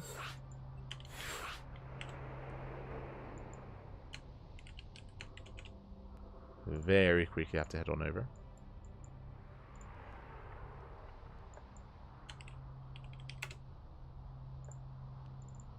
And we are good to go. Beautiful. Game 1 is going to be on Snowpiercer. Once again, we're going back. We're going back to Snowpiercer. And again, it's going to be a PvT between Gerald and Honmono. Winner goes on to the grand finals. As a reminder as well, the upper semifinals are waiting for us. Upper semifinals are waiting. So after the series, we're going to be jumping into Krystianer versus Eva. Krystianer versus Eva. That'll be after this series. Here we go.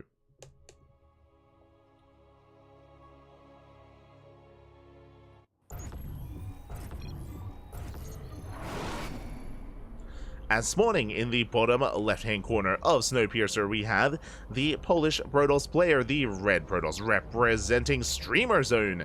It is Gerald. And spawning in the top right-hand corner, we have the blue Terran player, representing Team Hyper 1. The Korean Terran, of course, living in the land of Japan. It is Mono. And if you're in the chat, you know what time it is. Get your gamma going. Predictions are open. Place your bets on who you think will take the series. Best of luck. Best of luck in the chat in this PvT. Now, as opposed to Goblin, Gerald is much more familiar. Homeowner has a reputation. He has a reputation. What is that reputation? He's an animal, papi. He goes for all-ins. He's hyper-aggressive in this matchup. Very aggressive. Whether it comes to proxies, when it comes to all-ins, he's very much so in your face. And Gerald has first-hand experience with it. We've seen Gerald face off against Homeowner in the past. We've seen him survive the all-ins. We've seen him fail and even die to them as well. We have seen them go back and forth. But again, Gerald is a lot more in the know as to how Homeowner plays. Just because of how regularly they do face off. And we'll see how he does approach him instead. We shall see.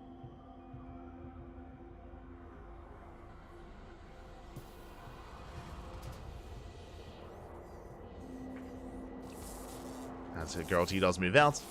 Do you have a full wall off here? Homeowner does open up double gas. Double gas opener. What does that mean? That means a faster factory into a faster starport. There should be a CC behind this factory as well, into, of course, an expand, but faster tech. This can lead into early tank production. This can lead into a Widowmine job. This can lead into early Banshees instead. Homeowner has options. Homeowner does have options here with how he wants to open up. On the other side as well, something that we haven't seen too much, but Homeowner has played around with, is the new old Cyclone. Now, of course, this is on the PTR, this is on the new map pool, and the Cyclone is a very different unit now. It has been reverted to 2 versions ago, to an older version of the Cyclone. Magville accelerators is now a thing again. On top of that, you can no longer reactor out Cyclones, you need a Tech Lab, and there it is, Tech Lab is on the way. But now a Tech Lab is once again required to make Cyclones. You cannot make as many as you used to, but they're also more robust.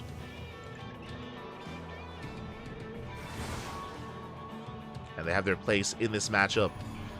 Twilight Counter opener out of Gerald, working towards Blink. And there it is. There is the first Cyclone. Now, Cyclones are just a really solid unit now in this matchup. I mean, they were in the past, and now they are again. Just really solid early on. They keep you safe against Oracle-based openers, Stargate-based openers with Phoenixes, or even against early gateway aggression as well. Just a really solid way to secure yourself. As unit has arrived. Oh! Thread into the SCV does delay the CC, not bad. Ooh, but the Adept goes down. Recall was wasted, and that was a bit of a better trade for Homeowner. I mean, his CC is delayed, that is true, but he does shut that down. Behind this, do you see what I see? No starport. Tank production has begun. That is a 2nd and 3rd racks, and this looks like a 2-base all-in. This does look like a 2-base all-in. Most likely, this will be moving out with a medevac, of course, with the starport. Cyclone moves out. eBay's on the way. Only one eBay, that should be for +1. And if this is a 2-base all-in, most likely we're going to be pulling the boys with this as well. So a very aggressive build by Mono. Meanwhile, a shout out to Chileno Singaporean. Gracias, papi, gracias. Thank you so much for the subscription. Thank you so much for the support. 44 months. That's a lot of months, papi. That's a lot of support. Thank you so much, Chileno. Thank you. Thank you. He's been supporting us for a very long time. We do appreciate it. We do appreciate it. When it comes to the Blink-based opener, though, we do have 2 more gates on the way. That is going to be a 4-gate Blink build here out of Gerald. Very aggressive, a lot of Link Stalkers. It's going to be on Gerald to slow down the all-in. It's going to be the Protoss player to slow down the all-in, to pick away at the Marines, pick away at the tanks, pick away at the army while he can. War Prism's on the way. Gerald is soon going to move out.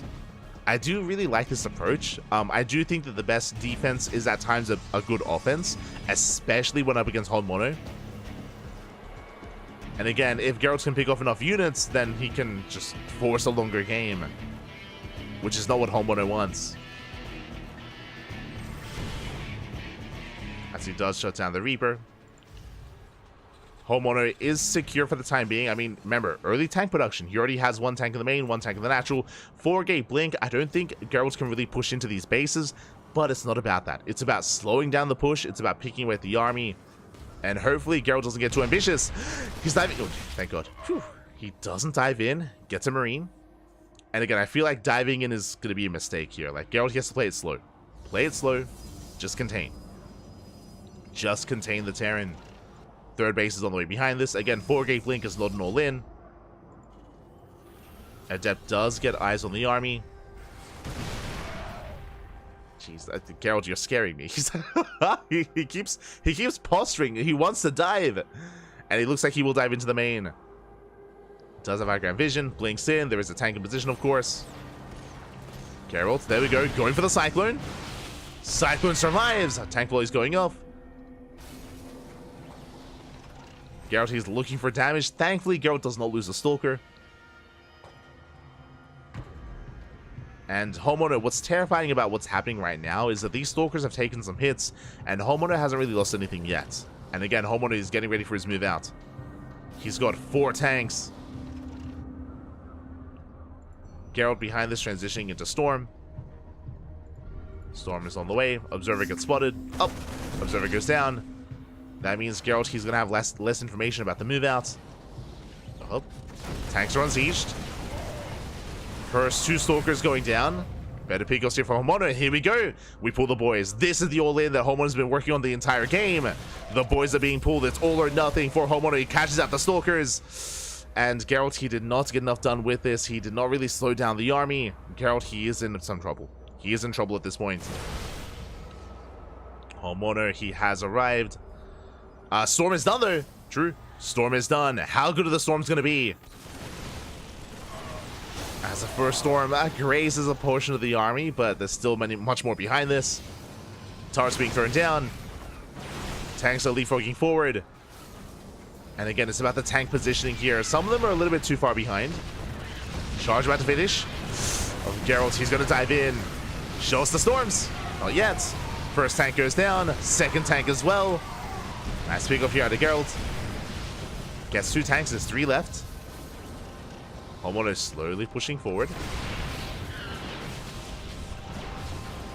Turret goes down. Tanks getting within range. And again, here comes the Storm. Oh! Yeah, Storm with the SCV, Storm with the Bio. And the Storms are good enough. It looks like from here, Gerald, he can get on top of the tanks. Yeah, just barely. Tanks are going down, and Gerald, he holds. GG gets called. Gerald, he survives and takes game number 1. Whew. GG. Oh my God. Very tense. Very intense defense there. What was really cool to see, actually, if you notice, was that because of the threat of the Storm, Hold Mono was having a really hard time engaging.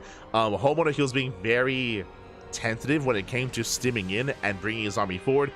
Because he knew there was Storm in the heights, in the War Prism, I should say, he kept keeping army back, whether it's SCVs, Bio, Marines, Marauders, he kept keeping them back because he was afraid of the Storm, and some of the Storms weren't even coming, and with that, Gerald, he picked up the first 2 tanks. With the first 2 tanks going down, that was enough. That was enough. GG, well played. Gerald, he holds. And now we're jumping into game number 2. GG. We're getting into game 2. What I also really appreciate as well, for those that haven't noticed, if you've been watching more and more, specifically PvT, it has been affecting PvT more than the other matchup, PvZ, but because of the change to the energy overcharge, Colossus follow-ups have become less common, and more common instead have been Storm. Has been, like, for example, usually in more current meta, we'd see like 4-gate blink into Colossus, into Robotech, into Storm instead, because of the energy overcharge, because you do have extra Storms than you otherwise would have in the current patch. Which is really cool to see. I think it's more exciting than, you know, Colossus events. Is the High Templar, the Storm. And here we go. We're getting into our next game, and spawning in the top left-hand corner of Whispers of Gold, we have the Polish Protoss player, the Red Protoss representing Streamer Zone, leading the series 1-0. It is Gerald. And spawning in the bottom right-hand corner, we have the South Korean Terran player, the Blue Terran representing Hyper 1. Down in the series, we'll see if we can bounce back. It is Hon Mono. We go. Here we go. And again, if you're familiar with Hon Mono, then you would know that, again, all-ins are his go-to. Not saying that he has the same all-in every game, but aggression nonetheless. Aggression nonetheless is expected from Hon Mono. And we'll see how Gerald does respond. We'll see how he does open up. Whether he goes, once again, 4-gate blink, 3-gate blink, which again, I'm not opposed to. I do think it is very risky to open up Stargate against Hon Mono. I feel like that's not what you want. And already, 2-Rax Reaper. Okay, let's go. It's going to be 2-Rax Reaper here out of Hon Mono. Something more aggressive to start things off. Let us go.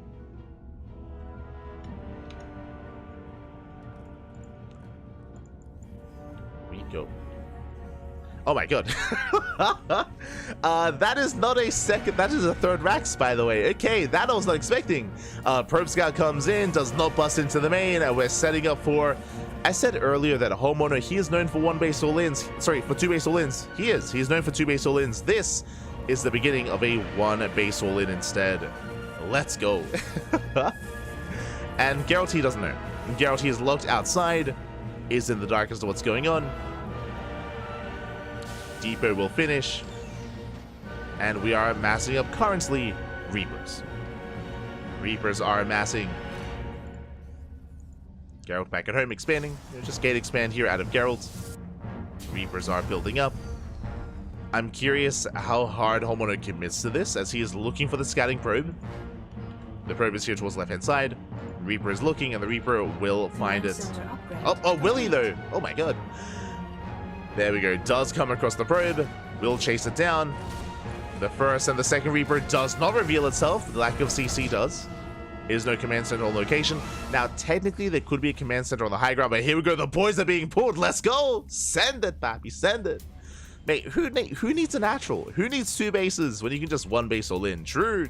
Reapers are being sent across the map. The boys are here and back at home. What does Gerald have to defend? Shield battery is on the way. Gerald, he's playing safe. I do like this just because he's still a little bit more in the dark as what's going on. I believe the Reapers were scattered by the Adept. But the army gets across the map, and the shield battery is not yet done. It is not done. The boys have arrived. Nice control here out of Hon Mono. He pulls away that weakened Reaper. Gets on top of the army. Adept first one goes down. Oh, and the recall is forced. Shield battery's exposed. Shield battery should be targeted as well. And what about the main? There is a shield battery. There's a shield battery in the main base. Second shield battery on the way. Pylon as well. Natural has been broken, but we're busting into the main. Again, the natural is not enough. He needs to break the main base instead.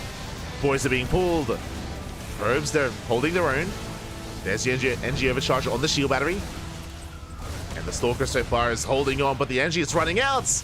Yeah, no more NG. Stalker goes down. And it looks like we may have just done a second shield battery. It does finish up, though. There is a second shield battery, but that is so many Reapers. That's too many. There's a second Stalker. Second Stalker is holding its own. Takes down a Reaper. But we're out of energy. We are out of energy, and it looks like Hon Mono, has he done it? He pulls back. It looks like he may just have, again, the shield batteries. They just don't have anything left. There's no more juice. No more juice in the shield batteries. Boys are being pulled. Probes are going down. And Hon Mono, he's looking to force the ace match. Again, who needs a natural? Who needs one? As there's not enough energy for another NG overcharge either on the Nexus. Second Stalker's on the way, but the probes are falling one after the other. It's just becoming far too much. Yeah, there's no economy, no income here for Gerald. Not anymore. There's another NG overcharge, but GG, and Hon Mono takes game number 2. we are going to the ace match. Let's go. We are going to game 3. As again, Homeowner, he committed. We have seen Homeowner pop off with 1-base all-ins in the past. Again, this is just on brand. It's on brand here. Homeowner, he's a very cheesy, very aggressive player, specifically in this matchup, as we have emphasized over the course of this series. And now we're going all the way to game 3. Let's go. We are going to game 3. And we'll see if Homeowner can take the ace match and even make it to the finals. Has done so in the past. We'll see if he can do it again. Otherwise, we'll see if Gerald can maintain himself and keep up with Homeowner. Again, in a longer game state, I do favor Gerald 100%. I do favor him in the mid game. I do favor him in the macro game. But we're not going to get a macro game. That's the reality. That's the reality here. We're not going to get a macro game. It's all about what kind of crazy build Homeowner has. Here we go. As we're getting into game 2, it's going to be on Amygdala. Here we go.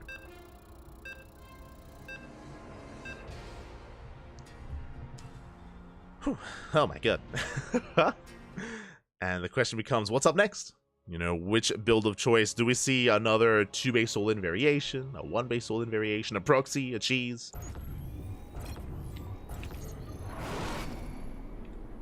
We go as we're getting into the ace match. We've made it. So we made it here all the way to the ace match. And spawning in the top right-hand corner of Amygdala, we have the Polish Protoss player, the red Protoss representing Streamer Zone, being forced into the ace match. Can he bring it back? It is Gerald.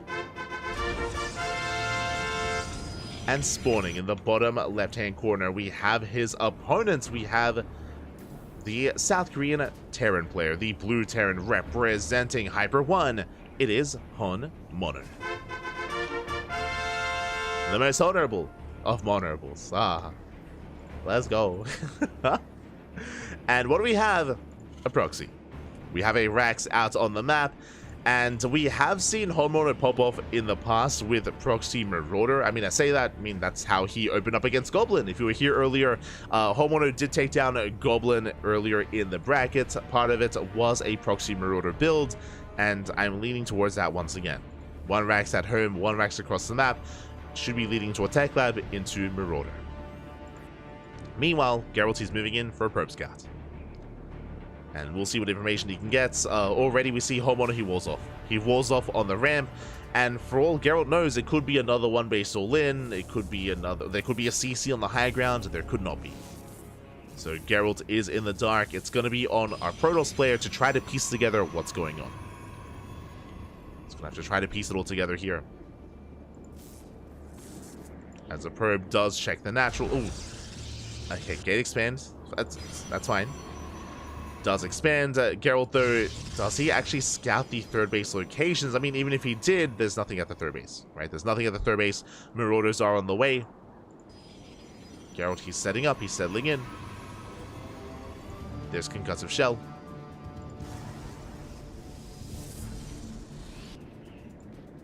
The Marine did kill the probe. Geralt, he is checking. Yeah, he's checking just in case. He's checking the goal base location first. Then he's going over towards the 3rd, and oh, will he scout this? It's going to be close. I think he will. I think this rally is going to be close enough to get eyes on the Tech Lab. Oh, he changes. No, he changed to the rally. Up, he's so close. Geralt, he will. Thank God. He will check, will confirm, and Geralt, he spots the Tech Lab and the Marauders.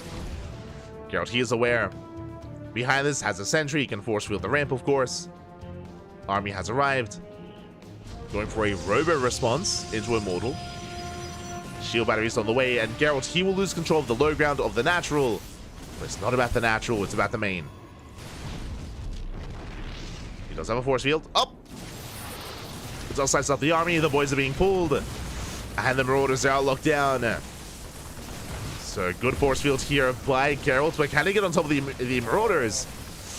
He can. A lot of probes go down, but he does take down both Marauders. Both Marauders do fall. Nicely done. Marine's getting forced back. That was still 6 probe kills, though. So it does force a cancel on the bunker. Alas, the low ground bunker does complete, and the natural is under fire. Geralt, he still maintains a higher worker count. He's still up in economy. Oof. Another probe goes down. Immortal production has begun. And again, even if this natural goes down, like Gerald, he's still able to maintain himself on one base. Building up those immortals. Back at home, at Homeowner, he is transitioning to his factory. Bunker as well. And that is a kill on the Nexus.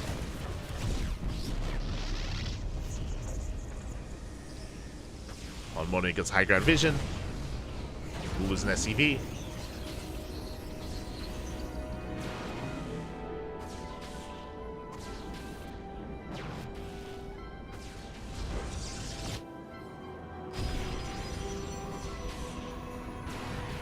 Does get a full scout, and from here, Homeowner, he just backs off. He just backs off, he races back home. He's getting to a 1-1-1. Big delay here on the natural base, but Homeowner, he can just take his natural and expand. He can expand from here. As Geralt is throwing down extra gateways, War Prisms on the way to move out across the map, and Geralt will soon be the aggressor himself. As he does cancel, looks like Geralt, he will expand. He will take the natural. Natural base is on the way. Prism has arrived. And Geralt will now move out. And we'll see what he can get done. He can threaten the mineral line. He can go for the SCVs. Viking production has begun. Tank first, not Cyclone. Interesting. Is going to be the initial tank. Nice pick up here. Ooh. Saving the Adept.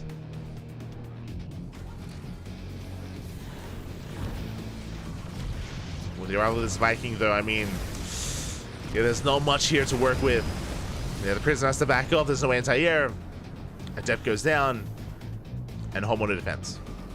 Homeowner does defend. Natural's on the way. He breaks out.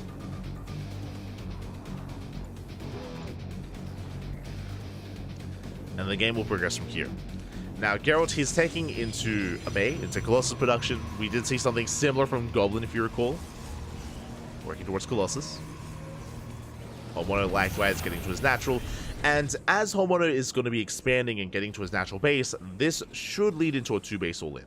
And from a 1-base play into 2-base all-in is the go-to for Homeowner. It's going to be on Geralt to prepare for that.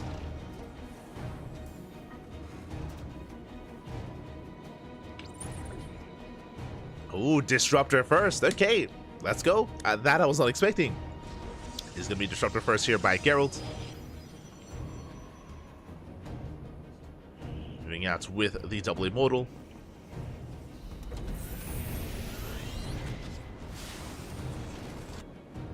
Risky maneuver here by Geralt, as there are Vikings, so he has to be very careful here with these immortals.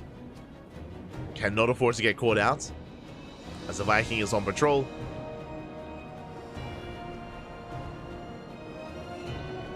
Viking barely oh no! Does find it. Does find the Prism. Prism has to get the hell out of here. Oh. Even with the recall, the Prism is going to go down. Okay, there we go. Recalls the Immortals. Prism falls. Very massive pickoff here by Homeowner. And Geralt, he's going to be stuck here on 2 bases. He's going to be stuck at home. Has begun the Colossus production. I believe already has the first Disruptor. Oh my god. Geralt? He's crazy. He's Gerald, he's trying to be cheeky here with the Disruptor. Oh, never goes off. It connects. Oh, massive connection. Homeowner, no paying attention. Was looking elsewhere. But will he catch the... Yeah, he will. Was this worth it? As I believe he will catch that. Yeah, he will catch the Disruptor. Lands the Vikings. That was 1 Disruptor for a handful of Marines. For a handful of Marines. Those 2 Marauders that were killed earlier by the Probes around, if you remember. So that was only Marine kills. That was not quite worth it for Geralt. That was actually a big loss. Homeowner can back up, can repair.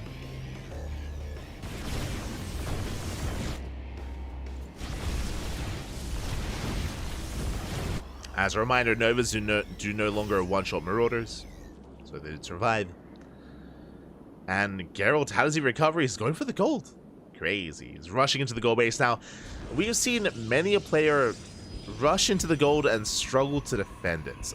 To hold on to this gold base, you need map control. You require map control, otherwise it is so abusable here from the other side of the mineral wall.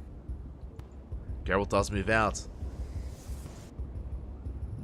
Does have a second disruptor.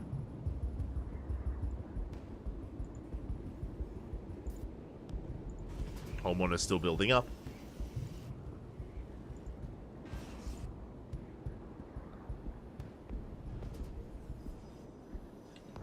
And I believe Gerald, he somewhat has eyes on the army. Yeah, he does spot it. Does spot it with the observer.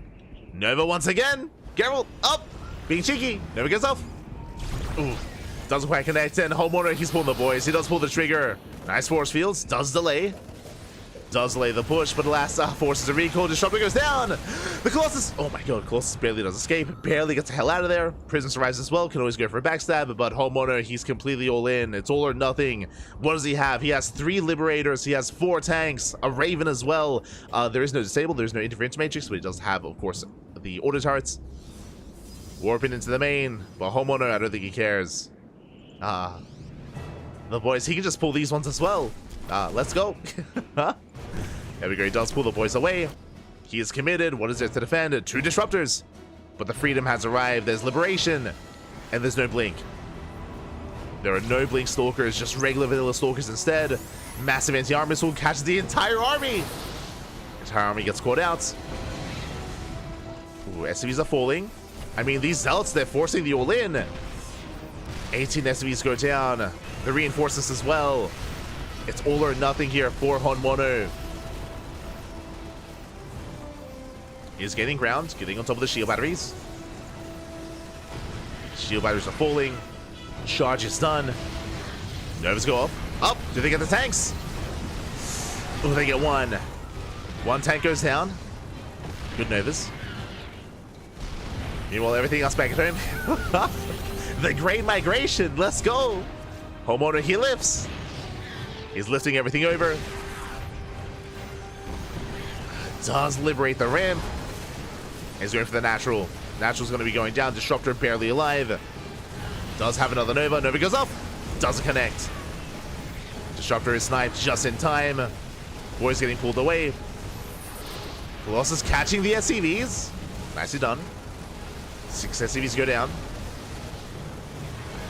I mean, that is part of the army. As gateways are being depowered. Oh, the Prism does rally in. And what does Gerald have in the main? He's got 1 Colossus, 1 Disruptor. It's going to be a tough hold for Gerald. Zealots, though, they're coming in from behind. Gerald, he can't set up a surround. That's a lot of Zealots. That's maybe too many Zealots to deal with. Zealots are spotted by the floating buildings. If Honmono can wall off, like, unironically, if he can get these buildings and wall off, hey, let's go! He's going to be walling up behind him. Ideally sealing off these Zealots. Uh-oh. Zealots are on the way. The wall isn't ready. The wall is not ready. We come in for this round. 1 tank falls. Liberator as well.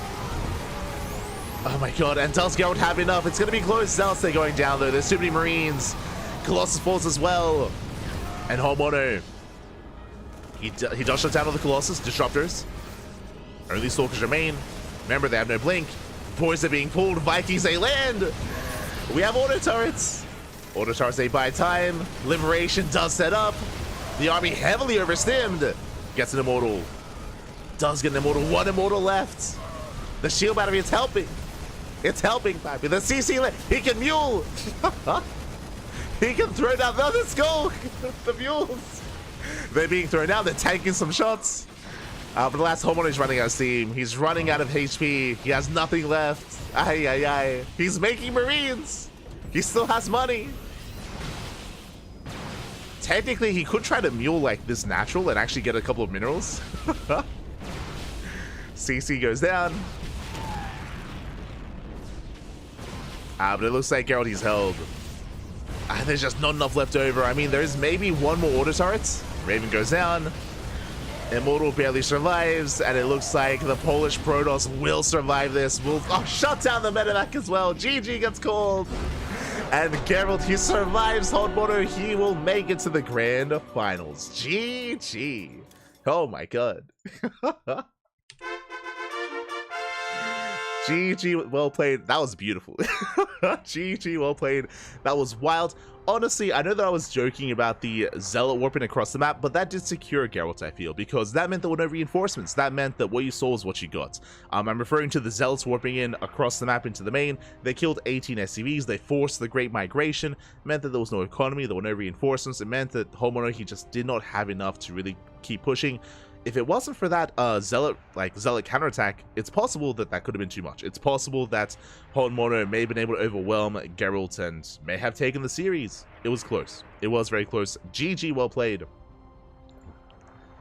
GG, well played. With that, Geralt does advance on to the grand finals, and we are getting ready for the upper semifinals as well. Oh my god, that was intense, man. That was crazy. Let's go.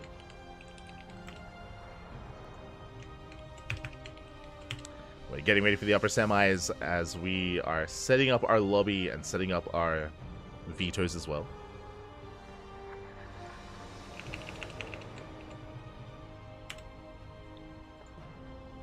Setting up. Likewise, I mean, there's all these little moments. Like for example, imagine if Hohenmono hadn't delayed his buildings. If you remember, his buildings were rallied behind his army, and it was just they were being left idle for a moment. They only decided to land afterwards, after they saw the Zealots. Imagine if they had gone a little bit closer. Imagine if Hohenmono had fully walled off. Then he would have had a much more efficient trade against the Zealots as well. Like, there's a lot of little different things like that. But regardless, it was crazy. It was intense. GG. GG. Well played. Haha. Let's go.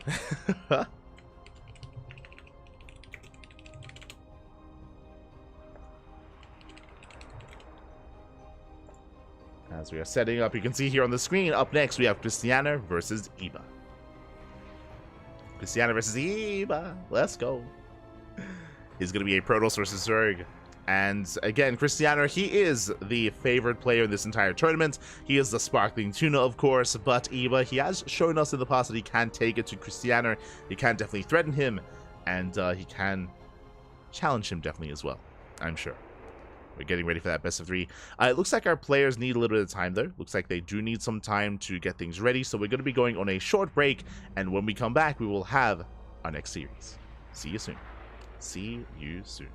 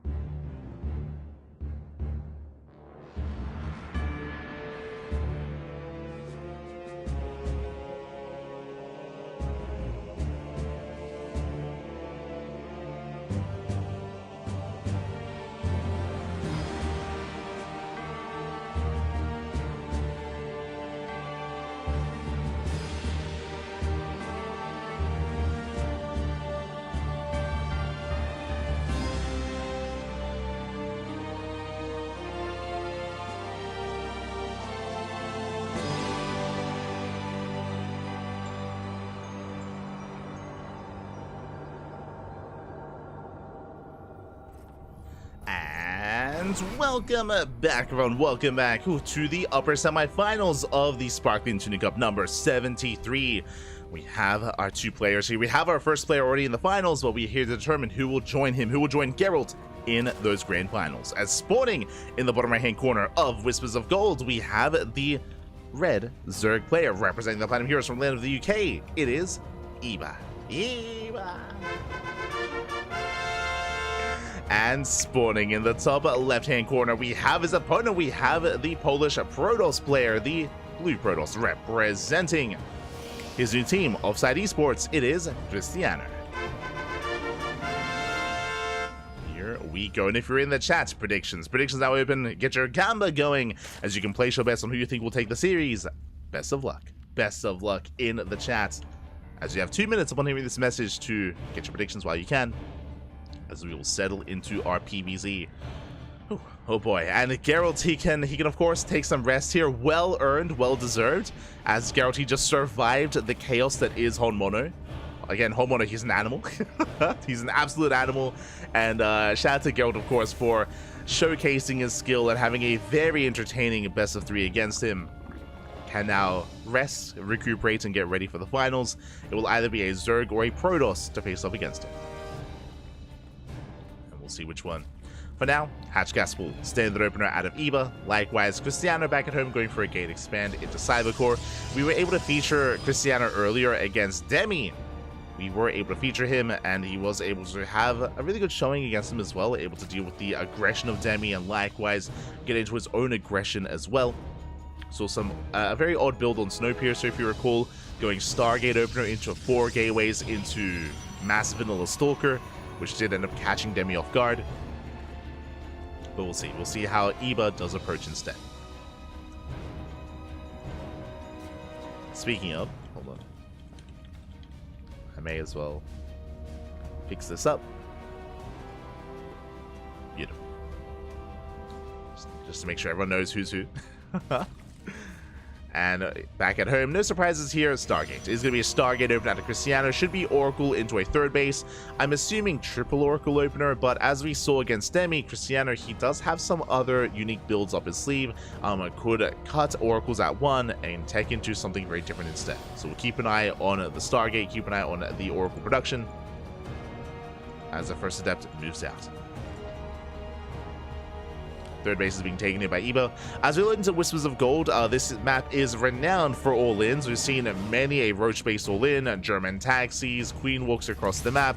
Aggression is favored here on Whispers of Gold, and we have seen Protoss players struggle to defend their 3rd bases. Whether it's the triangular 3rd or the linear 3rd base, we have seen a lot of struggle defense, and we'll see if Eva does also embrace something more chaotic, more aggressive, or more macro.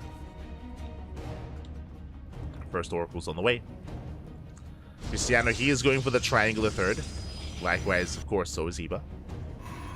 And again, this 3rd base is very exposed. You can attack from multiple angles here. The ramp coming into the 3rd also very wide open. You can knock down these rocks as well to reinforce faster across the map. Again, we've seen mainly Roach all-ins on Whispers of Gold. But we'll see. See what Eva does embrace. As the Oracle does move out.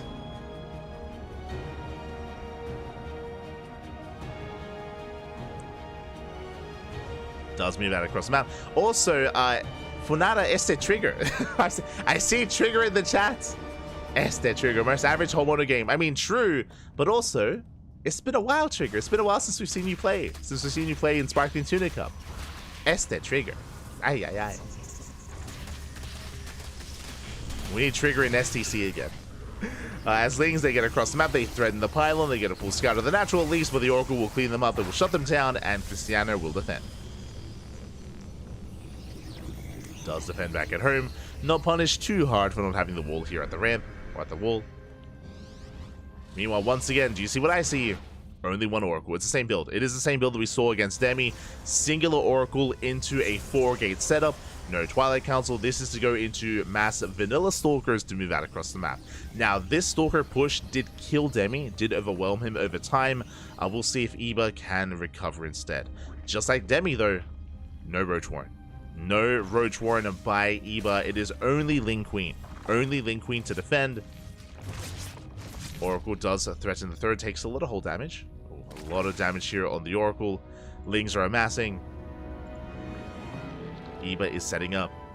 And I don't think this Stalker push is going to be as effective. I mean, we'll see. Like, the Oracle, again, doesn't really have as much support or as much HP to support.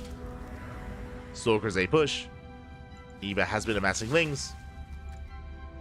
And again, as long as Eva doesn't overdrone, he should be okay. Stalkers, they do poke in. They threaten the queens. Up! One queen goes down. Nice pickup. But the ladies, they come in for the surround. They lock down the army. Oracle does fall, and this is becoming a little bit too much. Krystianer is bleeding out too many stalkers. He does get punished. That was how many stalkers going down? Those four. Four stalkers falling. At the same time, Blings, they get across the map. They get 2 probes. And Krystianer, he's transitioning. We do have the Forge. That's why the Council +1 and Blink on the horizon for Krystianer. But this move out again was not anywhere near as successful. Eba holds. Eba defends. Now takes the 4th base. He can now drone. And he is taking into a Hydra Den. It's going to be Lingbane Hydra from Eba into potentially Lurker Tech. Eba, he's double expanding, getting his 4th and his 5th at the same time. Or somewhat at the same time. And he was looking secure. Looking quite secure here. And Krystianer has to be the defender. He has to back up, he has to defend. I assumed it was going to be Blink because he had so many stalkers already, but no, it's going to be Charge instead. He's working towards Charge Lots Archon. Storm is going to be on the way. Charge Lots +1. Lings, they dive in. Storm is not ready. Uh-oh. Stalkers are getting caught out. So they dive on the shield battery as well. Shield battery is going to be targeted down. And these Lings are wreaking havoc. Krystianer caught with his pants down. He cannot blink away. And even though he will defend, these are some brutal losses. Brutal losses here. 10 stalkers in total falling. A very efficient trade by Eba, trading minerals for gas. Lurker Den is on the way. Infestation bit as well. Eba, he's taking towards Lurker Tech and Hive Tech. All on the horizon for Eba.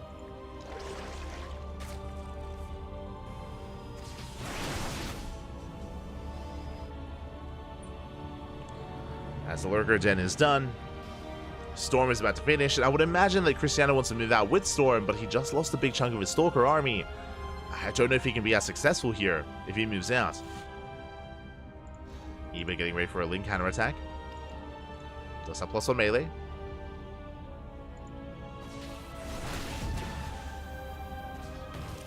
Does keep eyes on the main army.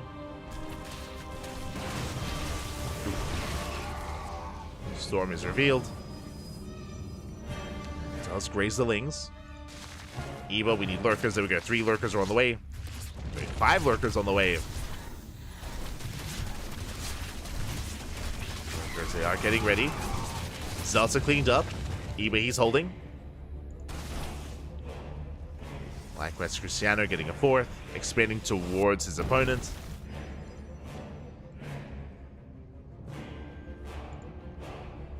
Getting into more Archons. Immortals as well.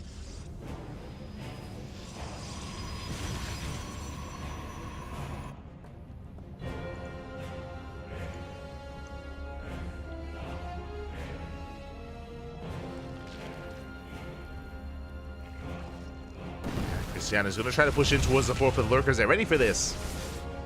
Lurkers are in position. Krystianer's to take it slow. Warp it into the main. The Prism does get targeted down, but the Zealot Warp it does complete. But plenty of Lings. The Lings are in position. Queens as well. Zealots, they do rotate around. They hit the 3rd. Lurkers having a hard time keeping up. Storm connects. Storm barely does connect. Lurkers, they get ready. They do burrow. And Eba defends. Eba does hold. He's on 75 workers. Krystianer, he's on 90 probes. Oh my god. Jesus. 90 workers. Calm down. Meanwhile, Eba, yo, let's go for the 2nd time in my history of casting StarCraft. We do have Frenzy being researched. Let's go. I've only seen one Zerg player before this research Frenzy, and that was Dark. That was Dark. What was it? Maybe last week? It was Dark last week in Wardy TV Monday, if I remember correctly. Now the 2nd player, Eba. Let's go. Frenzy is being researched. For those who don't know, it's kind of like a lunge for the Hydra. Does allow them to jump forward. Meanwhile, we do see Krystianer does rotate between the bases. Does hit the 3rd. Lurker's not quite in position. And Storms will zone away. An efficient trade here by Krystianer. Doesn't break the base, but did catch Eba off guard. What is Frenzy? Frenzy is a Hive upgrade for the Hydra. It just allows the Hydra to move forward very quickly for like 1 second. Oh, as storms do connect. Yeah, massive storms on the lurkers. It basically grants Hydra's stim. It's kind of like stim, with like rush forward for a second. It's designed. It's designed to try to allow Hydras to avoid storms, so they can like jump away from storms, basically. But what we've seen it mainly being used in, at least again so far, because I've only seen Dark research it. Literally, no one else has researched it because it's high tech upgrade. Is to chase drops. Like we've seen it in ZVT chase down like bio drops and stuff like that, which has been really cool. There it is. Hydras, they try to kite back. Massive storms here on the lurkers. Ooh, and the lurkers go down. At the same time, we do see Eva trying to go for a counterattack. Hits the natural. But plenty of immortals to defend. Storm on the Hydras. And Eva, he has to back off. Does back off. But yeah, we've seen it be quite effective to keep up with like a more mobile bio army, for example, with drop play. Outside of that, again, as I mentioned, it's meant to be more designed to help avoid storm splash damage or purification novas, for example. Or to even just retreat. We've seen that as well. We've seen, again, like I have to reference Dark, as he's the only other player we've seen do this. We've seen Dark like engage and then back the hell up and just zoom away. So we've seen it be more effective as like a retreating tool more than anything. Meanwhile, when you see the lurkers, the immortals, they just rush into lurkers. Oh my god! That was all like 3 immortals going down? Wait, don't push into the CranKy fact. Krystianer, calm down, trying to brute force the issue here. Stargates are on the way. Krystianer is working towards Sky Toss. Lurker Hydra on left hand side. Does go for the Nexus. Doesn't quite get it. Recoil goes off. There's that Frenzy trying to escape. But again, that's what we've seen it be most effective, is just to run away. As Eba does attempt to get the hell out of there. Night Storm into the main. Zealots are ready. Zealots do shut it down.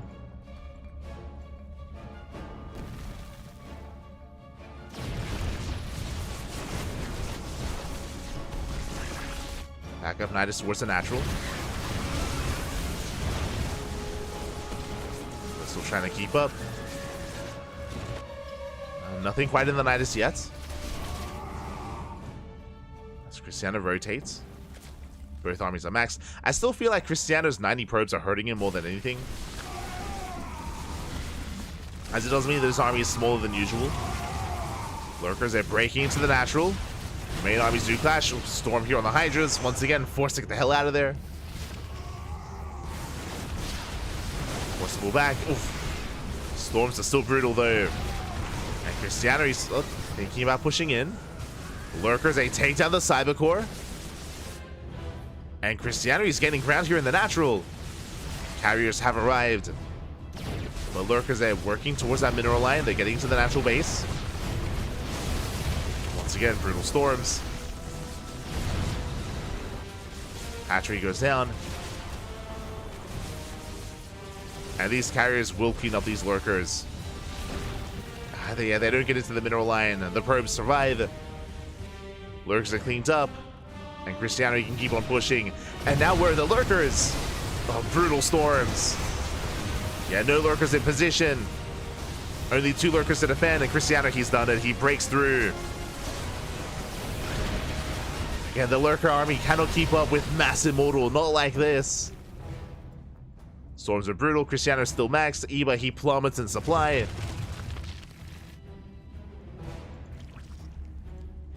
Eba's now trying to work towards the Spire, but it might just be too little too late at this point.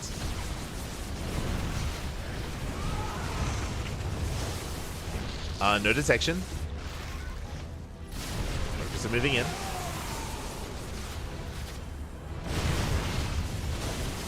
Oof. Jesus, that was... the frenzy makes him so fast. But GG gets called. There's just nothing left for Eba, and Krystianer, he will snowball out of control. He will take game number 1. GG. GG, well played. Krystianer does take the first game here. Again, Iba, he initially was able to survive. That is true, was able to survive, able to get up to a maxed out army and get into Hydra, sorry, I should say Ling Hydra Lurker. But Krystianer, Iba, he was never able to get into Viper tech. Vipers are quite necessary against that kind of army composition. There are just so many immortals, and for those who do not know, even though Lurkers can be good against ground toss, once you get up to critical mass of Immortal and Storm as well, as we saw out of Krystianer, you can weather those Lurkers, you can break through them, you can break through those lines, and punish it quite hard, especially over time with those storms. Alas, Iba, he wasn't quite able to deal with that. He was being relatively effective when it came to his counterattacks, when it came to his Nidus Worms, but as we saw, it wasn't quite effective enough. By then, it was too late. Carriers had arrived, the Lurkers were cleaned up, just bleeding out too many Lurkers too quickly. And with that GG well played, we're now getting ready for game number 2. Getting into game 2. It's going to be on Snowpiercer. Let's go. As you saw towards the end as well, like ideally once you're up against that kind of army, you want to work towards Corruptor into Broodlord, and Iba had that on the horizon, but again, it was a bit of a later transition from Iba. Wasn't quite able to get there. And we'll see if Iba can force the ace match or if Krystianer wins it here and now.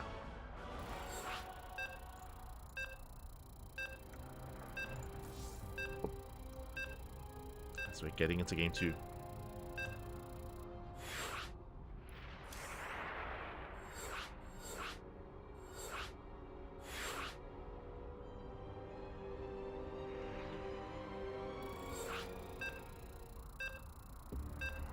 we go.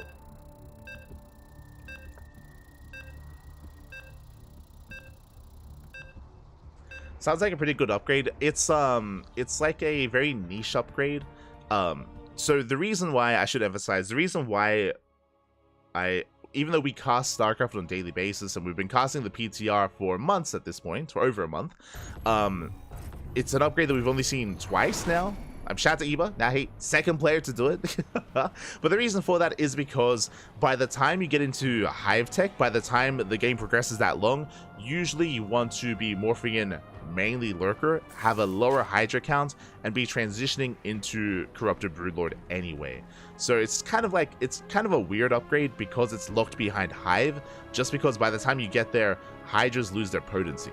So it's kind of weird in its placement, is what I will say. But regardless, we're getting into game 2. And spawning in the top right-hand corner of Snowpiercer, we have the red Zerg player. The red Zerg representing the Platinum Heroes from land of the UK. We'll see if he can bounce back and force the ace match. It is Iba. And spawning in the bottom left-hand corner, we have his opponent. We have the Polish Protoss player, the blue Protoss representing Offside Esports. It is Krystianer. We go. So yeah, that's why it's just a very niche upgrade. Like even against Terran, by the time you're getting into Hive Tech as well, and I was talking about how it helps Hydras when it comes to trying to deal with drop play. That is true, but also again, by the time you reach that kind of game state, you do want more Lurkers more than anything. A bit of a lower Hydra count, just because Ling Bane Lurker is more effective than Ling Bane Hydra Lurker in that kind of game state, and you also want to be working towards, you know, Corruptor, Broodlord, Infestor as well, depending what kind of composition you're up against. So yeah, it's kind of weird. It's kind of a weird upgrade. Just because of by the time it kicks in, like the power of the Hydras kind of come and gone. But regardless, it was great to see it. I do appreciate seeing it nonetheless. As we are going to be settling in and getting into game 2.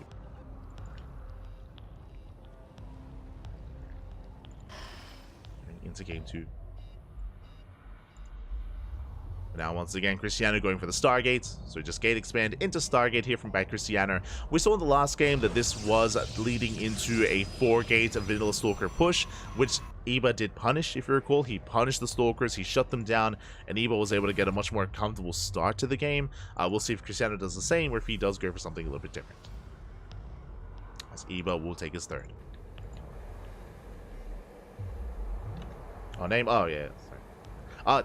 It's Krystianer versus Krystek. Oh, let's go. Very good. Setting up the names.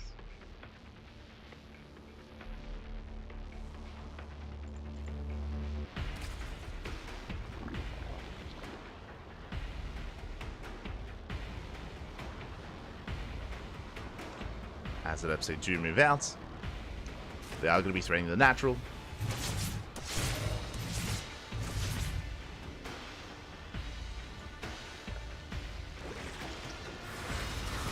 And they do commit to the shade. Two adepts, of course, they can one-shot drones. One drone goes down, but the other gets caught out.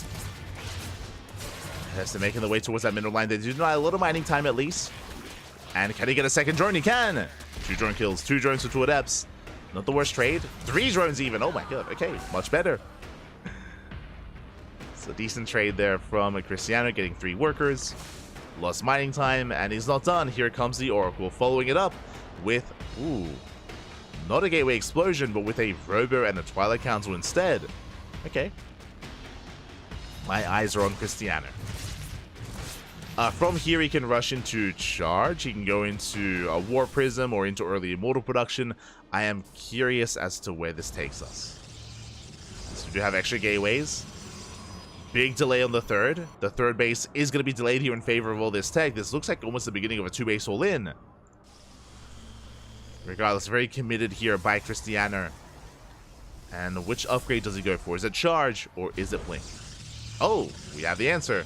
Templar Archives into Charge. Meanwhile, across the map, Oracle does get 3 drone kills, does once again delay mining here at the third, forces out those Evo chambers as well.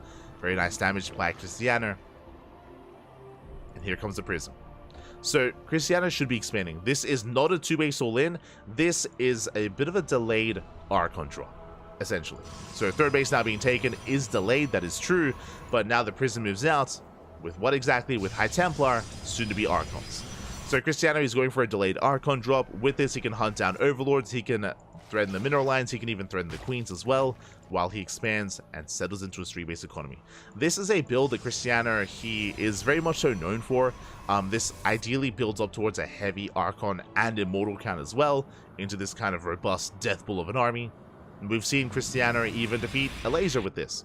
If you recall, it was in the House of Galactic battle earlier this year, not the last one, but the one before that, where Krystianer actually used this build to beat a laser and to be the champion. And to become the, well, that's how he became the Prince of Poland, true. It's very trendy at the start of the year, for Krystianer, I should say. One queen goes down, the other under fire, and they get another queen. They're getting low. Flush Transfuse.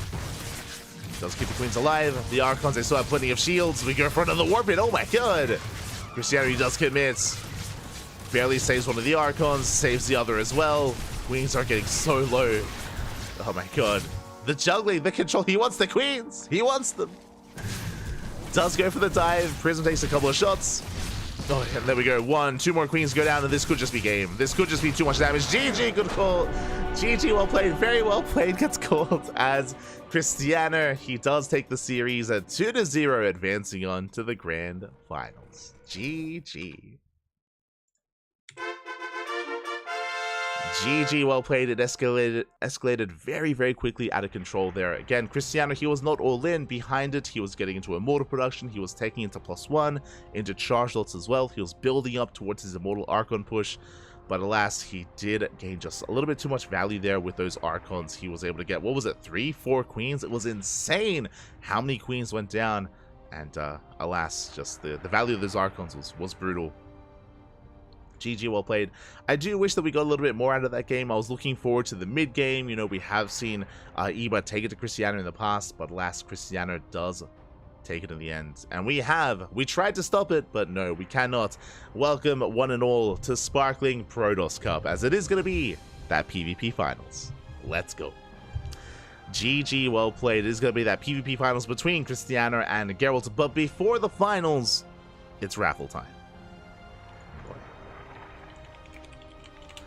Before the finals, it is going to be raffle time. Larifa, papi, Larifa, exclamation mark. Be in the chat initially if you want to have a look at the back of yourselves. Ooh, it has been an intense tournament here. We have made it to the grand finals, but before the finals, we have something special for all of our players here. Let's go. We do have, I believe, 17 players this week. Let me just quickly double check. Do you have 17 players? And of those 17 players, we have one player that stands out amongst the rest. That can, of course, win some extra prize money. Let's go. Let us go. Every single week, we do host a raffle for our players. It is a random participation raffle. What does that mean? That means all the players that participated, that signed up and competed in today's tournament are eligible for 5 USD. Could go to anyone. It could go to one of our finalists. It could go to Krystianer. It could go to Gerald. It could go to a player that got knocked out in the first round, like, just checking, like Cos Phoenix or Hyper One or Hatsu. Could go to anyone. Could go to anyone. But what's important, though, is that, of course, it's rigged. Of course. Oh, always, Papi, always. Let's go. As we do set up. And best of luck. Best of luck to our players. As this week, out of 17, this week, the random raffle winner, the random raffle champion is, I believe for the first time, this week is Hyper One. Congratulations, Puppy, congratulations. Hyper One, we actually casted him at the start of the broadcast. He was knocked out in the first round. Hyper One, of course, he is a map maker. He is a map maker in the community. He also has been devoting a lot of time to SEL, to StarCraft Evolution, and the mod, of course, StarCraft Evolution, the mod, and the league as well. So he is a big part of the community, and also the random raffle champion. And of course, because hashtag rigged, exclamation mark rigged in the chat. Hyper One does win it in the end. Shout out to the runner-ups. We had Farmy down there. We had Captain Fish, Brusher, Eba, and Gerald. I mean, the runner-ups don't really, they're just there for fun. They're just there for fun. But Hyper One does win the raffle in the end. Congratulations. Congratulations. Does walk away 5 USD richer. And now we can focus on the finals. We can focus on the finals here. Let's go. Let's go. As it is going to be that PvP.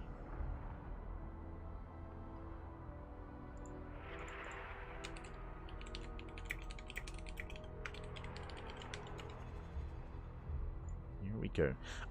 As we get ready for the finals, we're going to be going on a short break. Going to be going on a very short break, and when we return, we will have that best of 5. See you soon. Take this time to get some snacks, get some food, get some water.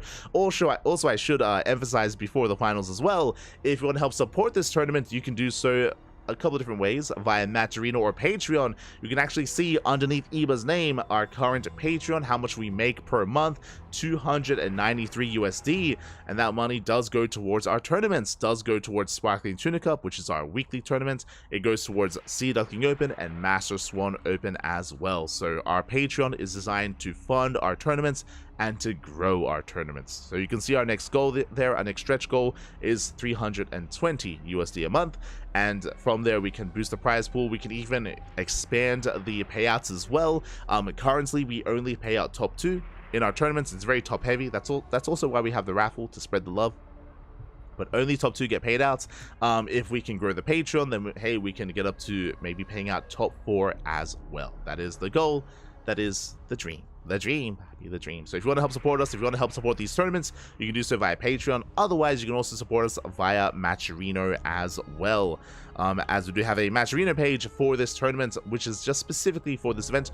All of the payouts that we do is via Matcherino. It's all transparent. It's all there. Every tournament that we have does have a corresponding Matcherino page, and that is where we do pay out all of our players. So yeah, it's all there if you wish. It's all there if you wish to support. Otherwise, I mean, I put run-ups there just to annoy Ricky. Oh, no. Yes, they could. But now, though, we're going to be going on a short break, and when we come back, we will have the grand finals. See you soon.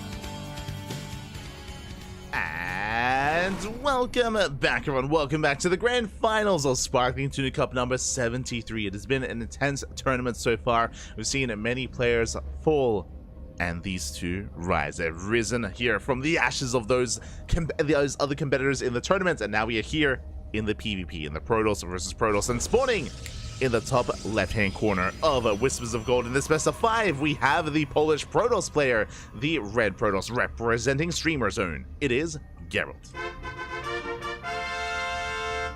And spawning in the bottom right-hand corner, we have his opponent, we have the Tuna himself, the blue Protoss player representing Offside Esports. It is Krystianer. And if you're in the chat, predictions are open. Place your bet to get your gamba going as you place your bets on who you think will claim the series here.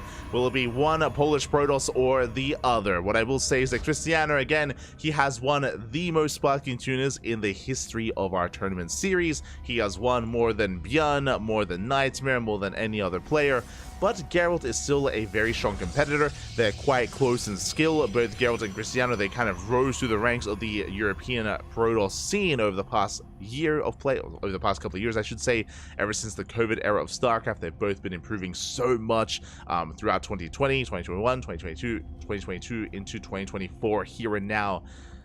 And we'll see who's our champion this week. Who is it going to be? Oh boy. For now, gate expand. A wild, greedy opener here out of Krystianer going for a gate expand. This is even greedier than what MaxPax does. Even MaxPax doesn't cut this many corners. Meanwhile, 2-gate opener out of Gerald. Krystianer, he is baiting Gerald into a 1-base all-in. He's like, mate, I already have my natural halfway done. What are you going to do about it? Well, the answer is Gerald sends out a second probe. It's going to be a 1-base all-in.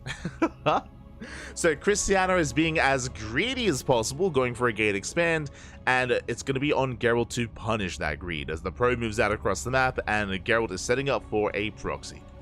Stalkers are on the way, probe has arrived, soon to be with a pylon, and soon to be with, I would imagine, a reinforcing gateway, maybe even some tech as well.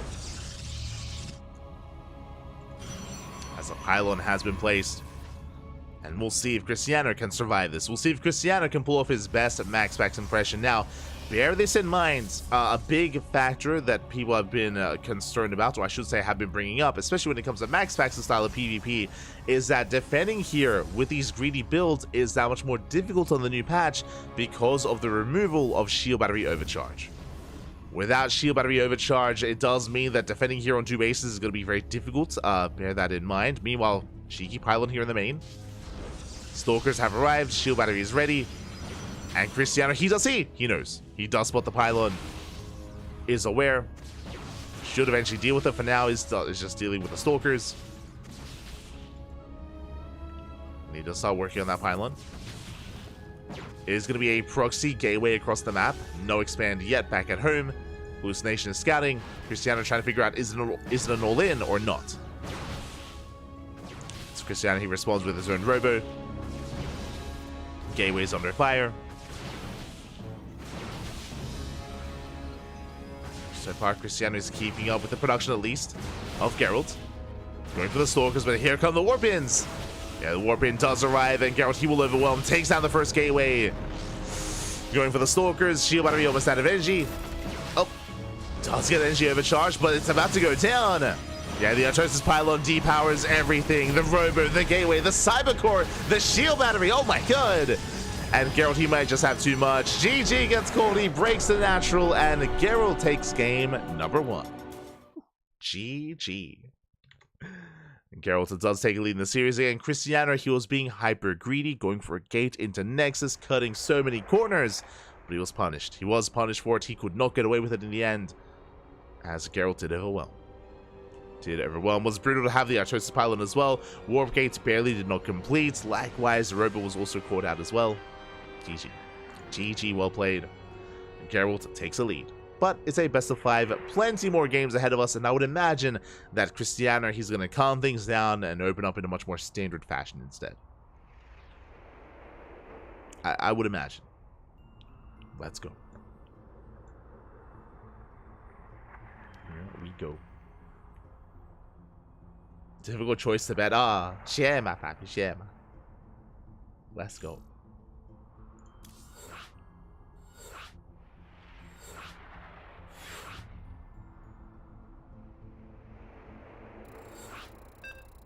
I wonder how many of these tournaments ended with a Gerald versus Krystianer finals. 2. There's a third. Ah, there you go. Kura with the information. Let's go. Here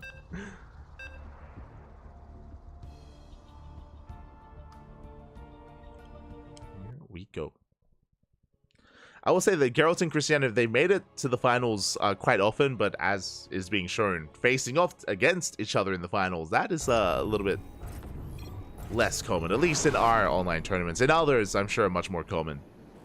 Much more common. And also, I'm pretty sure whenever these two face off in our events, it's like maybe in the semis or the quarterfinals, maybe sometimes earlier in the round, in the tournament. Regardless, here we go. We're getting into game 2 and spawning in the bottom left-hand corner of Amygdala.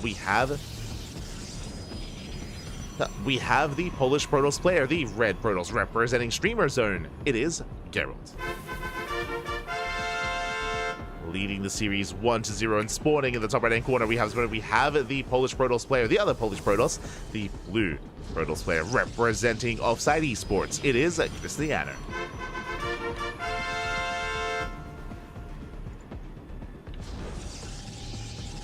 Gerald is an epic lane champion. Krystianer stands no chance. True, true. Gerald, he is the best player in the UK. Oh, Eva, he must be excited. True. I can't imagine the excitement, the joy within Eva here, seeing his boy, his nation representative. Beautiful. For those who don't know, Gerald, he did recently travel to the UK, spent the night with Eva, and did become our most recent Epic Land champion. So congratulations to Gerald. God, I almost forgot.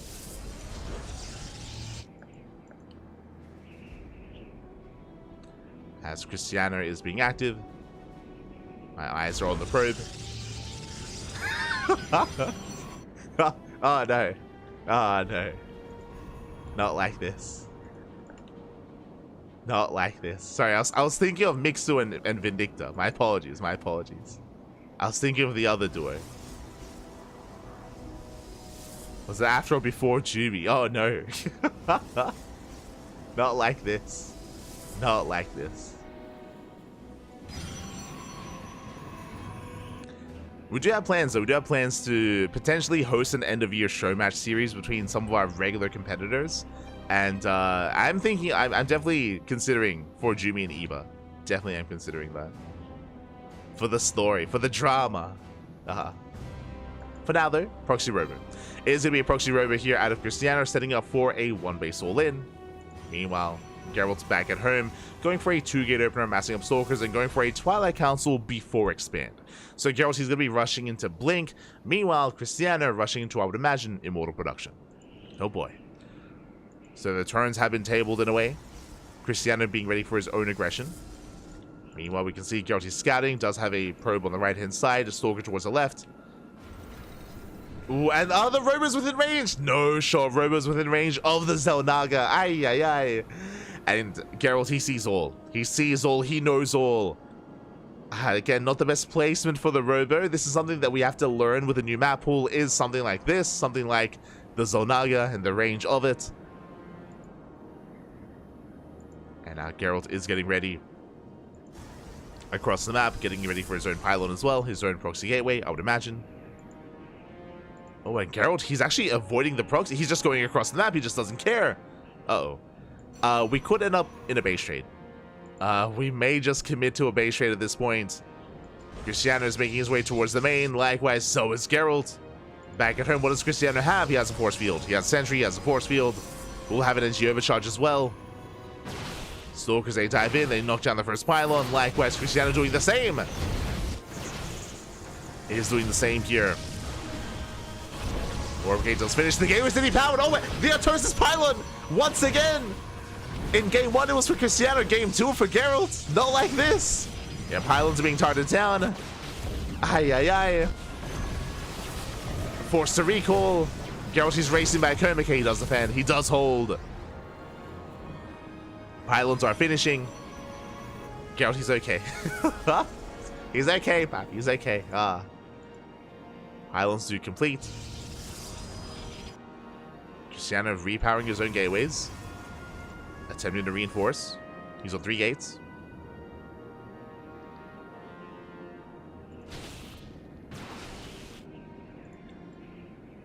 He's on 3 gates. Armies will clash. Blink is done.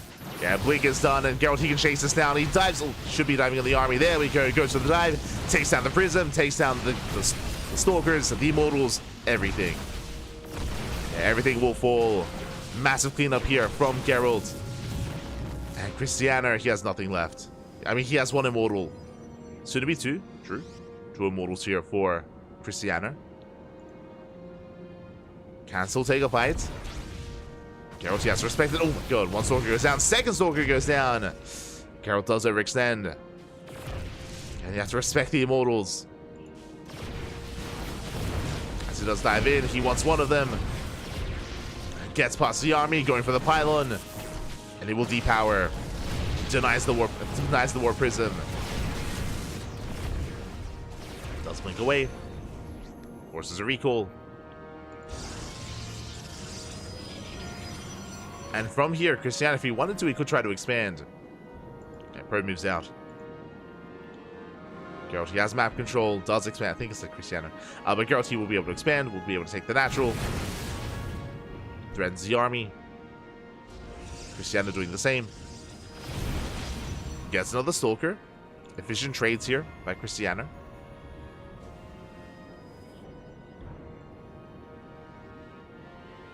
Very efficient. He is holding his own.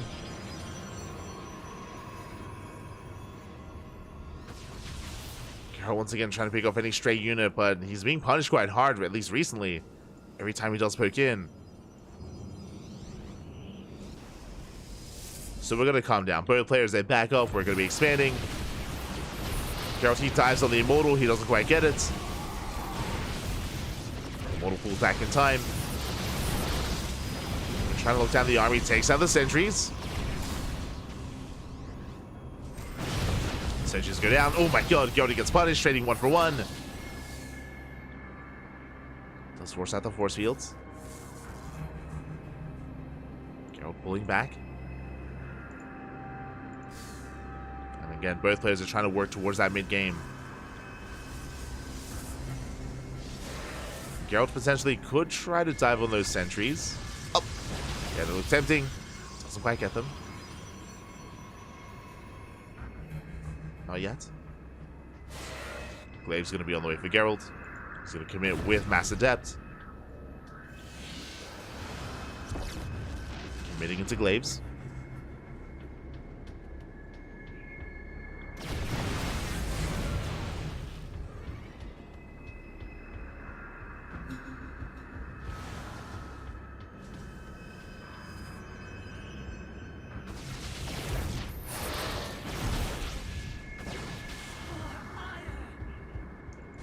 After being chased down. So far, Krystianer is keeping up.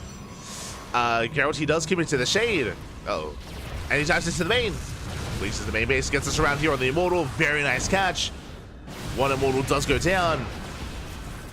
Oh, but it's going to be a one-way trip. Gerald bleeding out these stalkers. They're going to be going down 1 after the other. Force to recall.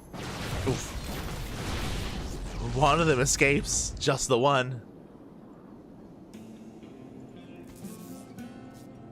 Yo, shout out to this probe. This 1 probe has been killing the rover the entire time. Oh my god. He's putting in the work.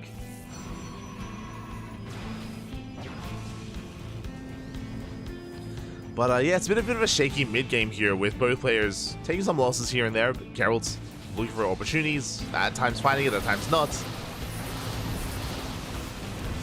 As well, Krystianer, he wants to engage in the fight. He brings forward his immortals, takes down the adepts.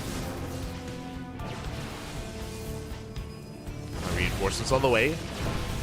Gerald, he wants to commit. And he does pick up some of these stalkers, but the immortals, they still stand strong. Adepts tanking some shots. But the pylon does fall, and so does the proxy. So Krystianer, he secured himself. He has a worker lead. He's got a 3rd base on the way. Gerald, he's still on 2 bases. Krystianer is taking a lead economically and with his army as well. Nice goes here by Gerald. Gets a shield battery. Does pick up a shield battery. Setting up a proxy pylon. I mean, Gerald is committed. Gets the robo. But Gerald, he is behind. He's behind in bases. He's behind in workers. He has to get some kind of damage here. He is hoping to distract. As he distracts the main army, here come the adepts. They're shading into the natural. Sorry, in towards the main. They break in. Pylon goes down. They bust into the main base, going for the mineral line. Sentry falls. And probes are going down. They shade back towards the natural. Main army hits the third, and Krystianer is getting pulled apart. He's getting pulled apart here, but Gerald, he needs more damage.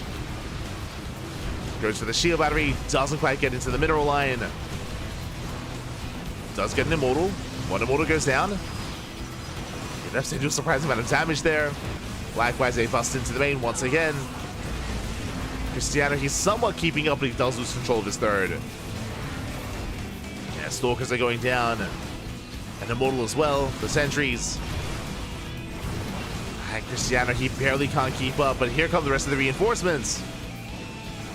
Blink does complete. And Krystianer, he can take the fight. At least he can try to. Gerald avoiding the army, going for the main, going for the mineral line.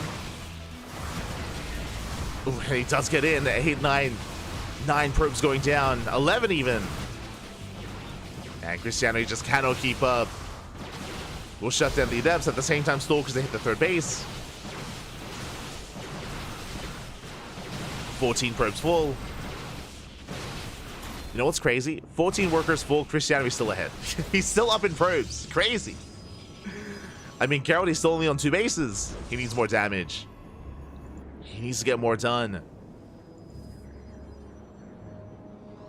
The adept harass was good, but maybe still not good enough.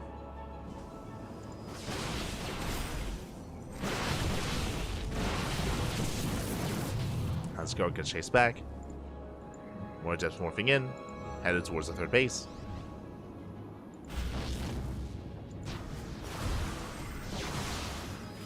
They do pick up a couple of workers here. 4 probes going down, not bad. Maybe tonight getting up to 10 probes. For the first time in a long time, Gerald, he does take an economic lead. Is up in workers. And the adept harass just continues. Jesus. Just doesn't stop. Adepts, they just keep morphing in. Target firing probes, getting 14 or 15 workers. Oh my god, 16! An entire mineral line worth of probes go down. And Gerald, he's still not done.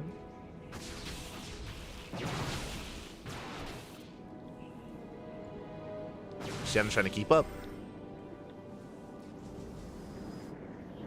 Does put up his stalkers, more adepts on the way. And Gerald now has his own third. Now getting saturated, he has caught up.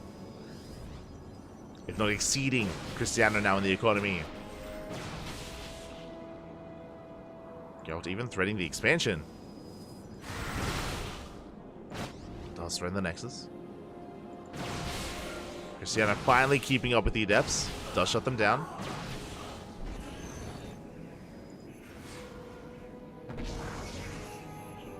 Forced to recall. Adepts, they just keep shading in towards the third. This time Krystianer is ready for it. This time he is prepared. Somewhat. That's still another 5 probes falling. Jesus. Still another 5 probes. Gerald now has a 9 worker lead. Third base, fully saturated. Ooh, what about the main army though? Oh my god, that's a lot of stalkers going down.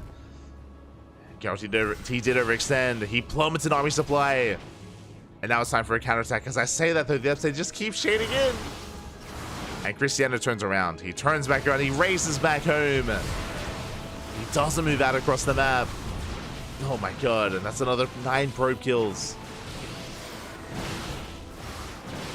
Nice catch. Krystianer cleans up the adepts. He's aware of the pylon. He will focus it down. And finally he's defended. But at what cost? He's down to 38 workers compared to the 51 of Gerald. Now, Krystianer still has the army lead. Looking at the units tab here, Krystianer, he has 27 Stalkers to the 13 of Gerald. So in a head-on fight, Krystianer, he will win. Which is why it's on Gerald to make sure the army does not move out. The goal here with these adepts is not just to kill workers, but to keep Krystianer busy and to stop him from pushing. Here comes the shade, here come the adepts. Krystianer is moving out across the map. And he doesn't turn around, he does commit. First Immortal has arrived. Krystianer is aware. Forcing the army out into the open. Krystianer with a better concave. Does get the more efficient fight off. Does trigger the shields. Shields run out. And Krystianer does go for the dive. It's tempting. There's a shield battery. Fourth base on the way. Krystianer doesn't commit. He's still up 10 Stalkers. Does get the Immortal. Nice pickup. The Immortal goes down. Krystianer, he has +1 as well. And Gerald, even though he did well harassing across the map, he's having a harder time here in the head-on fight. Nice blinks though. But the Stalkers are getting so low. And Krystianer, he does take the fight. He does break through. He's pushing in. Down to 5 Stalkers. Island goes down. No more energy on the shield battery. And Krystianer, he overwhelms. Again, he's had enough defending. He's had enough defending against adepts. He's had enough. GG gets called. And Krystianer, he fights back, tying up the series 1-1. GG. Does have the series. Even though he was hurting economically, he was slowly over time building up that Stalker count. Again, he had +1 over his opponent as well. And eventually he was able to finally break free, finally deal with the adepts and move out across the map. And Geralt was barely not ready. Did have a shield battery, did have an Immortal, that is true, but still just did not have enough Stalkers or enough support for that Immortal either. GG. GG, well played. We do have a tied up series here and we're getting into game number 3. As a reminder, this is the best of 5, so plenty more games ahead of us, plenty more to come. Here we go.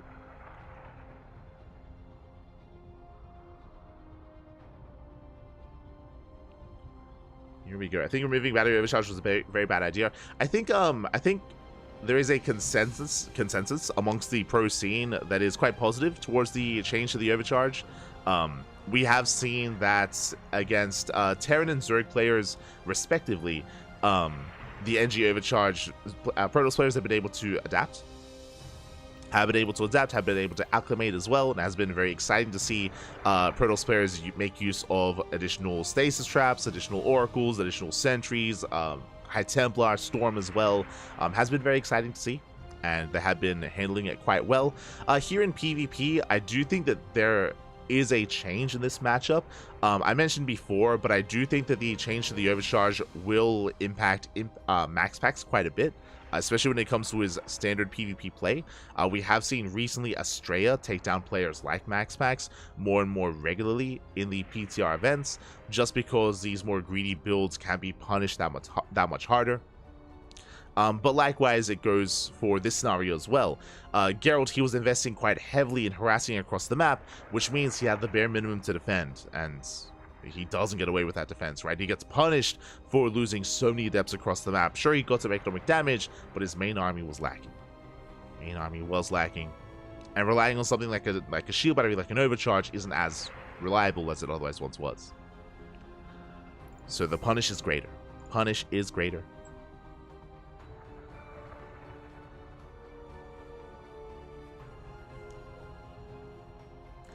Could have farmed Immortals back at him the entire time. He could have tried to transition faster. Sure. If you remember, I believe the Robo was at the 3rd, so it was a later Robo, later Immortal production for Geralt, because he was investing so heavily into his Adept Harass, of course, into Glaives. There was a lot that came into that.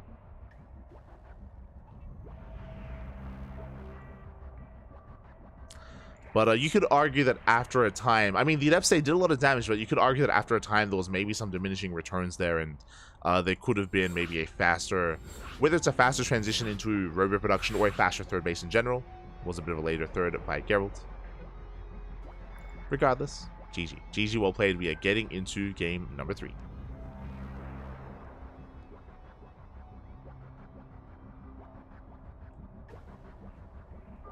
I think they've won in offense where they lost in defense, because Instastorm ain't a bad idea.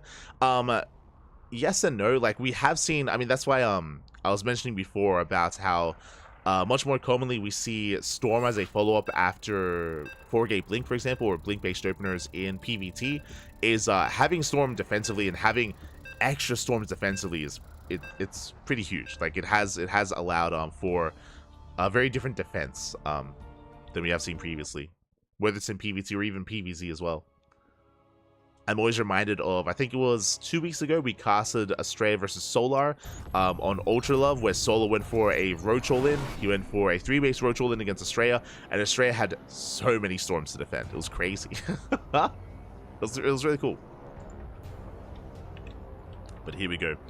We're getting into Snowpiercer, and spawning in the top right-hand corner of Snowpiercer, we have the red Protoss player for the land of Poland, representing Streamer Zone, being forced into a title series. It is Gerald.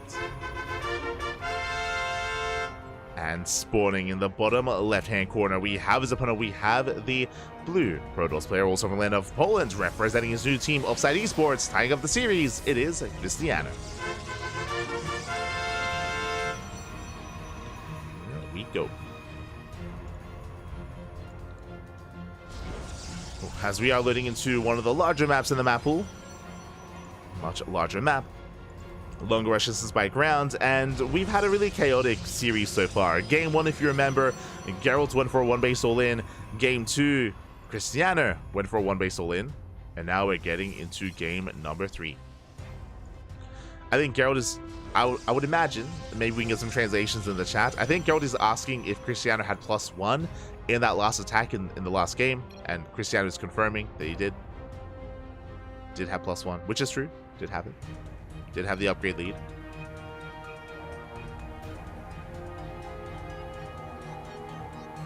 That's too much Polish. I don't. that I'm assuming is talking about micro and maybe miscontrol. Meanwhile, I believe XD from Krystianer translates to XD. I believe. Correct me if I'm wrong. I believe we have some Polish viewers in the chat. Siema, papi, siema. Would appreciate some translations. Names. Oh yeah, we'll get there.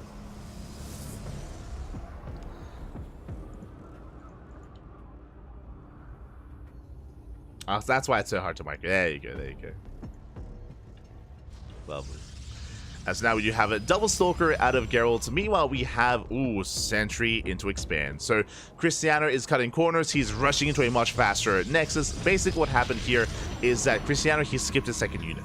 He goes for a single Sentry. He does skip a second unit instead. Does lead into a much faster Expand. And meanwhile, Geralt, he goes for a more delayed expansion in favor of double Stalker. Double Stalker into a Stargate. So a very aggressive start here by Geralt. This is not an all-in by any means. He should still be expanding. His expansion is going to be delayed, but he makes up for that with Oracle Harass, as Oracle's going to be on the way.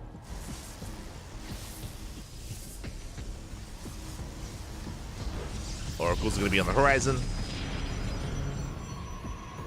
And it's going to be on Krystianer to scout. For the time being, he's unaware of the tech. He is aware of the delayed expansion, but for all Krystianer knows, it could be a Robo, could be a Twilight Council, could be 2 extra gateways, or even a Stargate.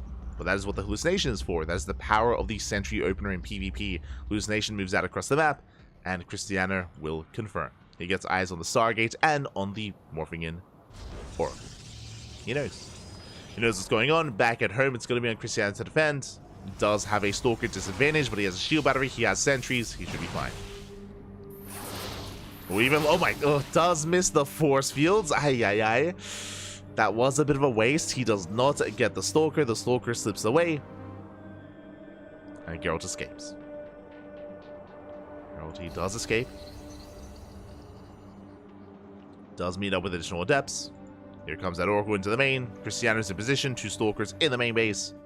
Are ready. At the same time, though, adepts a shade in, they distract the Stalkers. It's going to be 2 probes going down, 3 probes even. 3, can we get 4? Up, not quite. 3 workers so far. Oracle's looking for another way in. Do head in between the bases. Going for the revelation. The Oracle does slip away. And despite losing those workers, Krystianer, he still maintains a worker lead. 36 probes to 32 from Gerald. Gerald likewise taking up even further. Went for a Stargate into Oracle, now into Blink as well. Into Blink Stalkers. Oracle delays the third. Gerald can try to take his own. Ooh, my eyes are on this probe. Hello. As Gerald, he moves out, setting up for a proxy pylon. Third base has been taken, and Gerald, he's opting to go for a 2-base all-in. The pylon has been placed. It should be for proxy gateways to reinforce and to commit. Oh boy. So basically, Gerald, he confirms how greedy Krystianer is being, and he's going to try to punish it. Building up more stalkers. Blink is almost done. Yeah, extra gateways are on the way. And Krystianer, he does get an idea of what's going on. He confirms there is no third.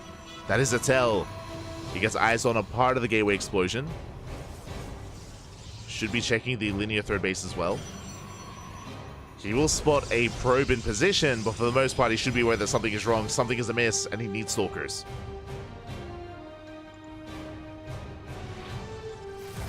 Does need stalkers at home to defend.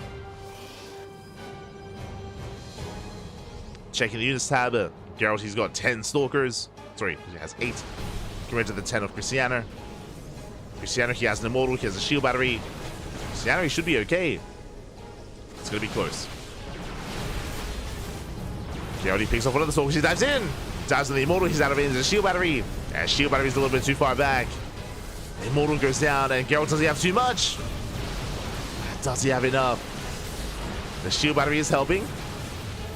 Tanking a lot of shots. It does tank a lot of shots. Krystianer, he's holding on. Backup immortal has arrived, and Krystianer, he holds. Oh, leading out another stalker. He does hold on. Back at home, Geralt now expanding. But he was very committed here, and he was hoping for more. As Geralt is down 10 workers. It seems over.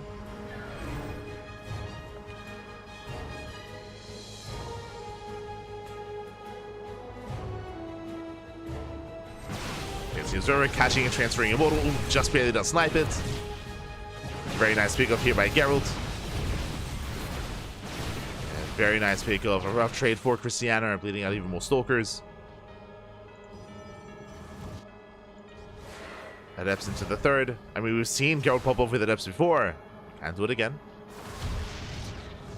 Getting another up to 5, up to 6 probes. Oh my god.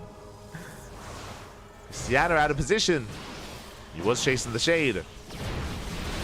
Stalkers, they come in from behind. They snipe the Immortal up. Barely do get it. Immortal goes down. And Geralt, he might just have too much here. He does have an overwhelming army. GG gets called. He breaks the third. And Geralt will take a 2-1 lead in the specified. GG. GG, well played. Gerald does take a lead here. Again, Gerald, he saw the greed of Krystianer. He punished it quite hard.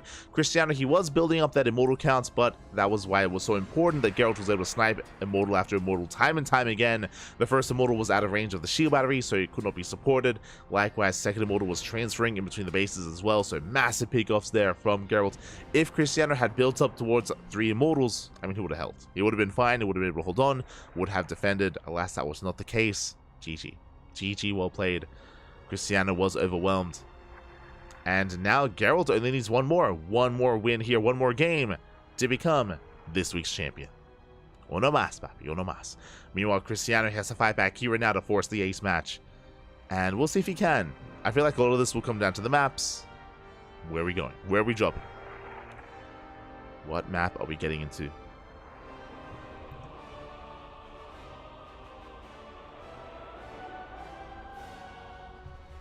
We go.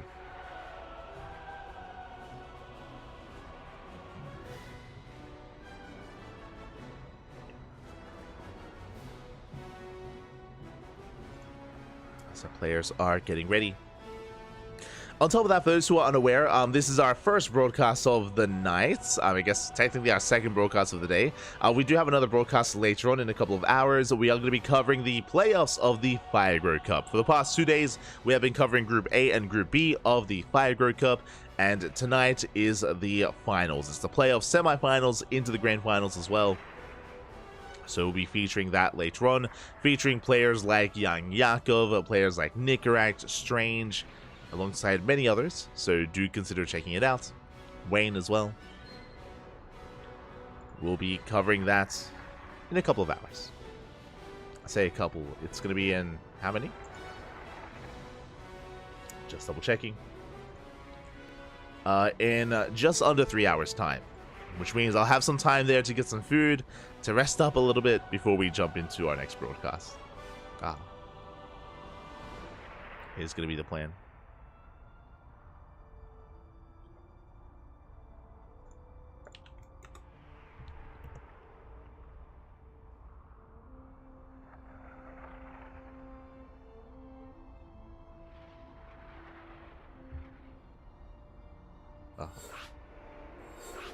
Yo, and tomorrow we only have one cast? Let's go. Kind of.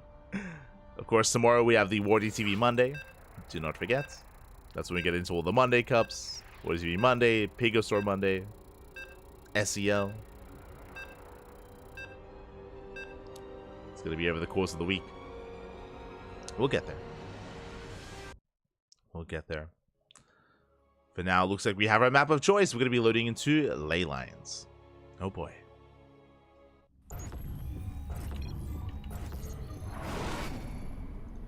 And spawning in the bottom left-hand corner of Ley Lines, we have the red Polish Protoss player representing Streamer Zone. One more game is all he needs to become this week's champion. It is Gerald. And spawning in the top right-hand corner, we have his opponent. We have the blue Protoss player representing Offside Esports. It is Krystianer. He has to fight back here and now to force that ace match to bring us to Game 5. Can we make it all the way to that final game? I mean, the pressure is on. The pressure is on the blue Protoss. We'll see where he takes us. Again, one of the big features of Ley Lines is how defendable this map is, especially on a 3 and even 4 base setup. We have a lot of ramps, we have a lot of choke points. It can be quite difficult to break a defending player here on Ley Lines. So we'll see what kind of approach our players have. I will say in general this series, Krystianer has been cutting corners. In general, we've seen more economic, more greedy plays from him, and we have seen Gerald be quite successful in punishing that greed. So we'll see if Krystianer, he does calm things down, or if he tries to embrace that once again on Ley Lines. Wouldn't be opposed to it.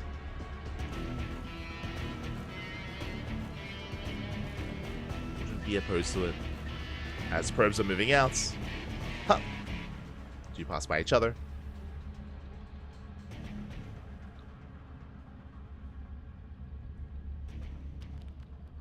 Getting an eye on any proxy pylon as they slip into the main base and they count the pylons themselves. As Krystianer does confirm and gets eyes on the second pylon, likewise so will Gerald. So no proxy pylon, no fake proxy pylon either, or no fake proxy either. Pylons are where they should be. Oh, Krystianer, he does lock down the probes! There's a cancel on the pylon. Cheeky move out of Krystianer. Did he lose his probe in doing so? No, he did not. Probe did survive, did get out. Aye, aye, aye. But that is something that you can do in this matchup is if probes, if they stack up here in that small little alcove, then you can lock them in. Shaking my head.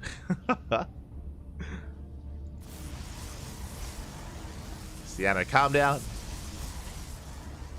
Meanwhile, across the map, Gerald, he does actually allow the pylon to finish, and he even goes for the proxy. Oh my god, proxy gateway, cybercore even at the natural, delaying the expansion even further. Krystianer forced to make a second unit, the Stalker, of course. Focus on the pylon. Likewise, Krystianer also blocking across the map. Gerald, he does open up Stargate instead, though. Gerald, he wasn't expanding, he was taking regardless. So Stargate into Oracle. Meanwhile, Krystianer, he's going for a delayed tech, delayed Twilight Council. Was not the initial plan of Krystianer, but that's just a big delay. So once again, we have a similar dynamic where Krystianer, he tried to cut corners, he was cutting. I mean, he delayed his Stalker in favor of trying to get a faster expansion. He was delayed, forced to tech up, didn't want to. Delayed tech because of that. And the Depths shade in. They get 3 probe kills in the main. Can he get one more? He can. 4 probes for 2 Adepts. Well, worth it for Gerald. Does he get a full scout? He doesn't. He does. Somewhat. Does get eyes on the Twilight Council. Likewise, Hallucination gets eyes on the Stargate into Twilight Council as well. Krystianer is aware, and he's getting ready. Stalkers are in position.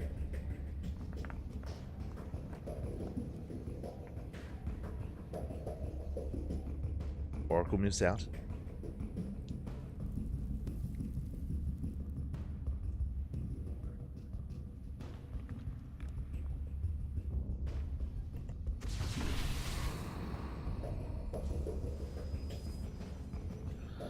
Oracle does threaten a dive, does get into the mineral line. Krystianer slightly out of position.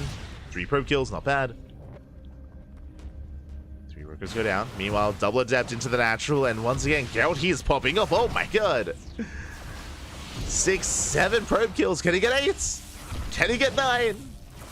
Up, up. Can he get 10? Jesus. Oh my god. He does not, thankfully.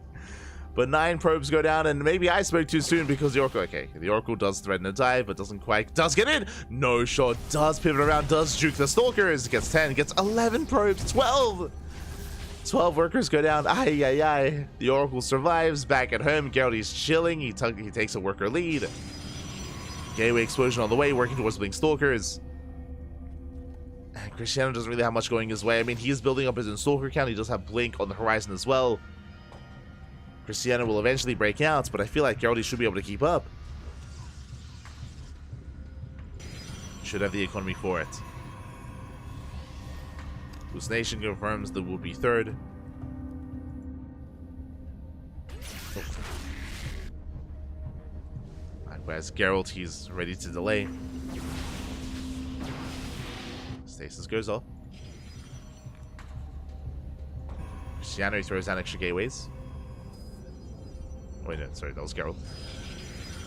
Gerald throws in extra gateways. Krystianer moves out. Looking at the units tab, Krystianer, he does have a Stalker lead, true. Currently, he does. But the gateways, they just finished. And Gerald, he's warping in. He's warping in. Stasis traps are set up. I spoke earlier about how defendable this map is. Oh, and a massive stasis does connect. Catches 4 Stalkers. Gerald, he responds. He's down 5, now really only down 1 Stalker in the head-on fight. And wants to force the engagement.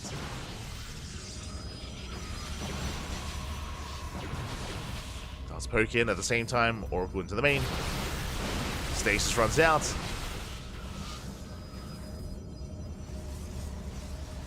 And Krystianer's expanding. He's expanding back at home. Gerald, he goes for the dive. Krystianer likewise dives as well. Who takes the better trade? Krystianer bleeding out a lot of Stalkers. Those Stalkers do go down.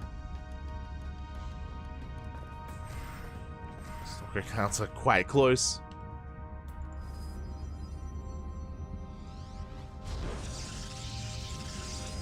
And Gerald, he still maintains that lead. Oracle finally goes down. But Gerald, he does have the greater economy, going for extra gateways as a result, and more importantly, +1. +1 is on the way. So Gerald, he will soon have the upgrade lead as well. Into DTs, okay, why not? Templar on the way.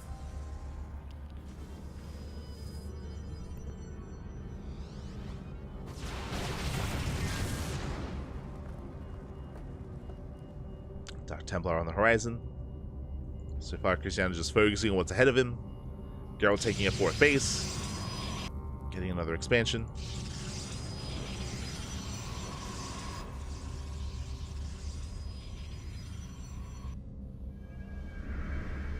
Krystianer going for his own Dark Shrine. Makes sense. The Oracle might just scout though. Gerald, he does distract. Oracle into the mineral line. Probes are going down once again. And Gerald, he gets a full scout. He does get eyes on the Dark Shrine. He sees everything. He sees all. He knows all. Catching transferring workers as well. And Gerald, he is pulling Krystianer apart.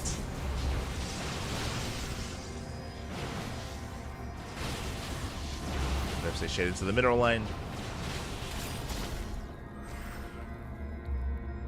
Dark Shrine is done. See, Krystianer trying to set up his own proxy pylon to reinforce across the map. Gerald has yet to warp in any DTs. Is there detection? There is one observer in between the bases. Is the one observer. Dark Templar warping in across the map. Gerald, he does have cannons on the way. Again, he already scouted. He already confirmed the Dark Shrine.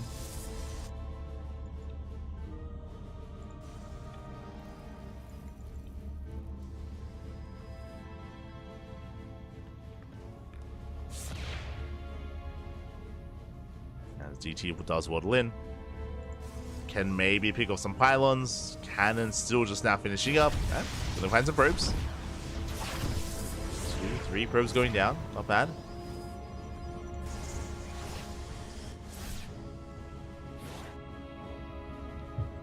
Gerald, he's focusing on his push. He's even on stalkers. Upgrades, I mean, Krystianer, he's caught up. Upgrades are even.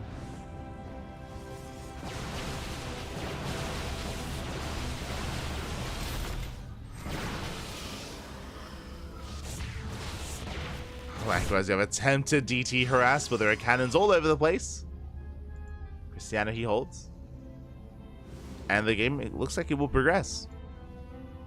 Krystianer did not have enough to break the third, and now the robots are finishing up. We do have a bit of a supply block, but disruptors are on the way. Let's go. That is the way to bounce back. Is with purification overs.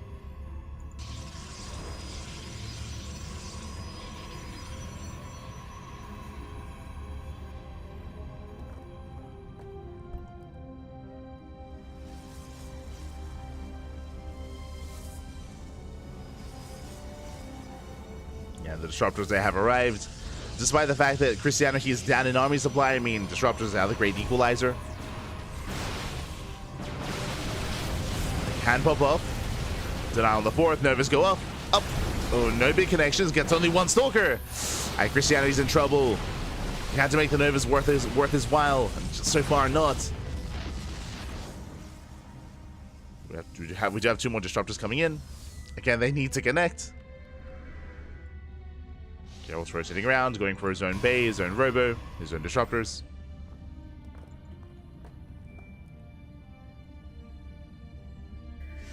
His own disruptors are on the way.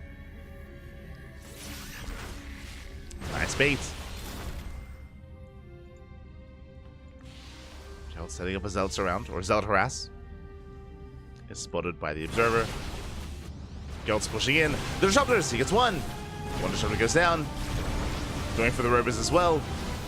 Oof. Okay, he does get one. Not quite the other. Once again goes for the dive. He gets almost. He does get every single disruptor. They go down one after the other. Very nice cleanup here by Gerald. Just catching Krystianer out of position. Thanks to the Zealot run by.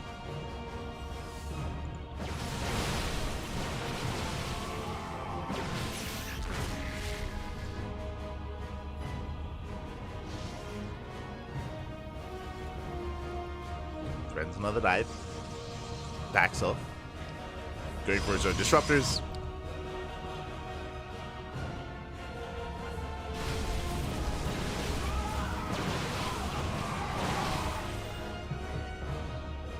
And Gerald, he maintains his lead here. He's got so many bases. He's on 4, soon to be, 5 and 6. He's getting up to 6 bases, a solid economy. Plenty more disruptors. Has caught up. But it will still come down to the control. At the end of the day, even if Gerald, he does take a lead, Doesn't matter if he takes an over to the face. He will lose that lead. Shot rush from behind. Nova goes off. Big connection. Very nicely done. CTs, they do hit the fourth. Nova's going off. Ooh. Big connections here now in favor of Gerald. Does get better connections. Dark Templar going for the expansion. Oh, they do force a cancel. Nice, Nova. But GG gets called. There's just too much. Krystianer is contained on 3 bases. He cannot keep up. And Gerald will take this series 3-1, becoming this week's Sparkling Tuna Cup champion. Whew. GG. GG, well played. Gerald's really flexing his speed, I would say, in this matchup. We saw time and time again, whether it was in game 1, game 2, or even here in the final game, game 4, we saw that Gerald, he was just popping off when it came to harass, whether it was Adept harass, Oracles, Zealot run-bys as well, just trying to outposition and pull Krystianer apart. Gerald's just relying on his maneuverability and on his speed over his opponents, and did do quite well. Did do quite well for himself. Typically, Krystianer, he's more of a defensive player initially here, where he just builds up that death ball of an army and then breaks out across the map. But he had a very hard time keeping up with the harassment of Gerald. And with that, GG. GG, well played. Congratulations here. Gerald will be our new champion. Be our new champion this week. Congratulations. And my condolences to Krystianer. He played well there to make it to the finals. Played very well, and he even made a finals out of this, right? He made a series out of this. It was not a 3-0 by any means, and even some of these other games, he did have his own opportunities as well. Regardless, with that, we have crowned our champion. And again, if you want to help support these players, you can do so via Matcherino, !Matcherino in the chat. You get a link to the Matcherino page where you can help support and help fund the prize pool.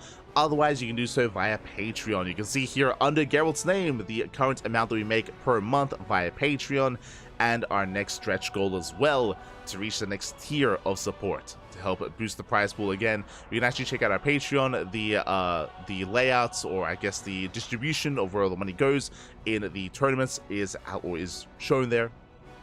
The allocation of the funds, of course, and of course our next stretch goals as well to help boost the prize pool, to help grow and help support all these players. It is all there if you wish to take part. Likewise, we also give some benefits. Part of that are replay packs. If you want these replay packs, if you want to help learn to play like Gerald's, like Krystianer, like Björn, Shin, Trap, and many other players who do cost on a regular basis, you can do so via becoming a patron or subscribing. You know, we do provide replay packs to both patrons and subscribers on Twitch. We have plenty of replay packs available and plenty more to come. A lot of replays, if you're interested in that sort of thing. Otherwise, thanks so much for watching. Thanks so much for the support. We do appreciate it. As I've said before, this is only our first broadcast of the evening. Our next broadcast is in 2 hours. In 2 hours time.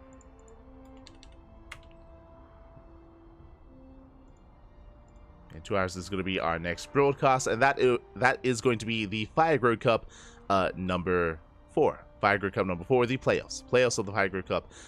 Quickly checking the Wikipedia. I believe we have 6 players. I believe we have 6 players in the playoffs. It is going to be Young Yakov, Wayne, Nickrak, Strange, alongside 2 others, alongside Replicant and Art. Oh boy. So we have our top 6, and we will crown our champion for the Fire Grow Cup number 4 as well. That is going to be later on this evening. Until then, we do have some time to get some food, get some snacks. I'm probably just going to wash up. Probably just going to try to freshen up as well and get ready for a night of casting. Let's go, Papi. Let's go. For a night full of casting. So look forward to it. When it comes to other events happening here for us, especially if you cannot tune into the Fire Grow Cup, we are going to be live tomorrow with the Wardy TV Monday. Likewise, we're going to be live with the Pigosaur Monday as well. This week we have the Tenacious Turtle Tussle. We have SEL, the StarCraft Evolution League. I believe StarCraft Evolution League was yesterday live, but we are going to be going over those matches via replays. And I am going to be dragging Yaku on. Yaku of the Zaku is a member of the CranKy Ducklings, and I will be dragging him on to cast SEL for the first time. He has never casted StarCraft Evolution, so I'm sure it's going to be a great time. It's going to be amazing. It's going to be beautiful. Let's go. That is going to be the plan. Otherwise, thanks so much. Thanks so much for watching. Thanks so much for tuning in. Again, we're gonna be back. We're gonna be back in a couple of hours with some more StarCraft. Otherwise, enjoy the rest of your weekend here. Sunday has come to an end. You know, we're getting into Monday already. But if you're out there, enjoy what remains of your weekend and have a great time. Have a good night. Until then, hasta luego. Thank you so much. You can help follow us as well. You can follow us on all the social medias, Twitter, Facebook, Instagram, YouTube, and Discord, all things CranKy Ducklings. We are live on YouTube at the same time, so if you do prefer VODs or just watching on YouTube, it's all there on our YouTube channel, and VODs are uploaded on a daily basis. We did live cast Alima League 2 days ago, and Alima League is going to be uploaded over the next couple of days as well. I'm working on it. I'm working on the VODs. Will be uploaded soon to YouTube. Otherwise, thanks for watching. We'll see you guys in a couple of hours. See you guys next time. Till then, hasta luego. Ciao, papi, ciao. Hasta luego.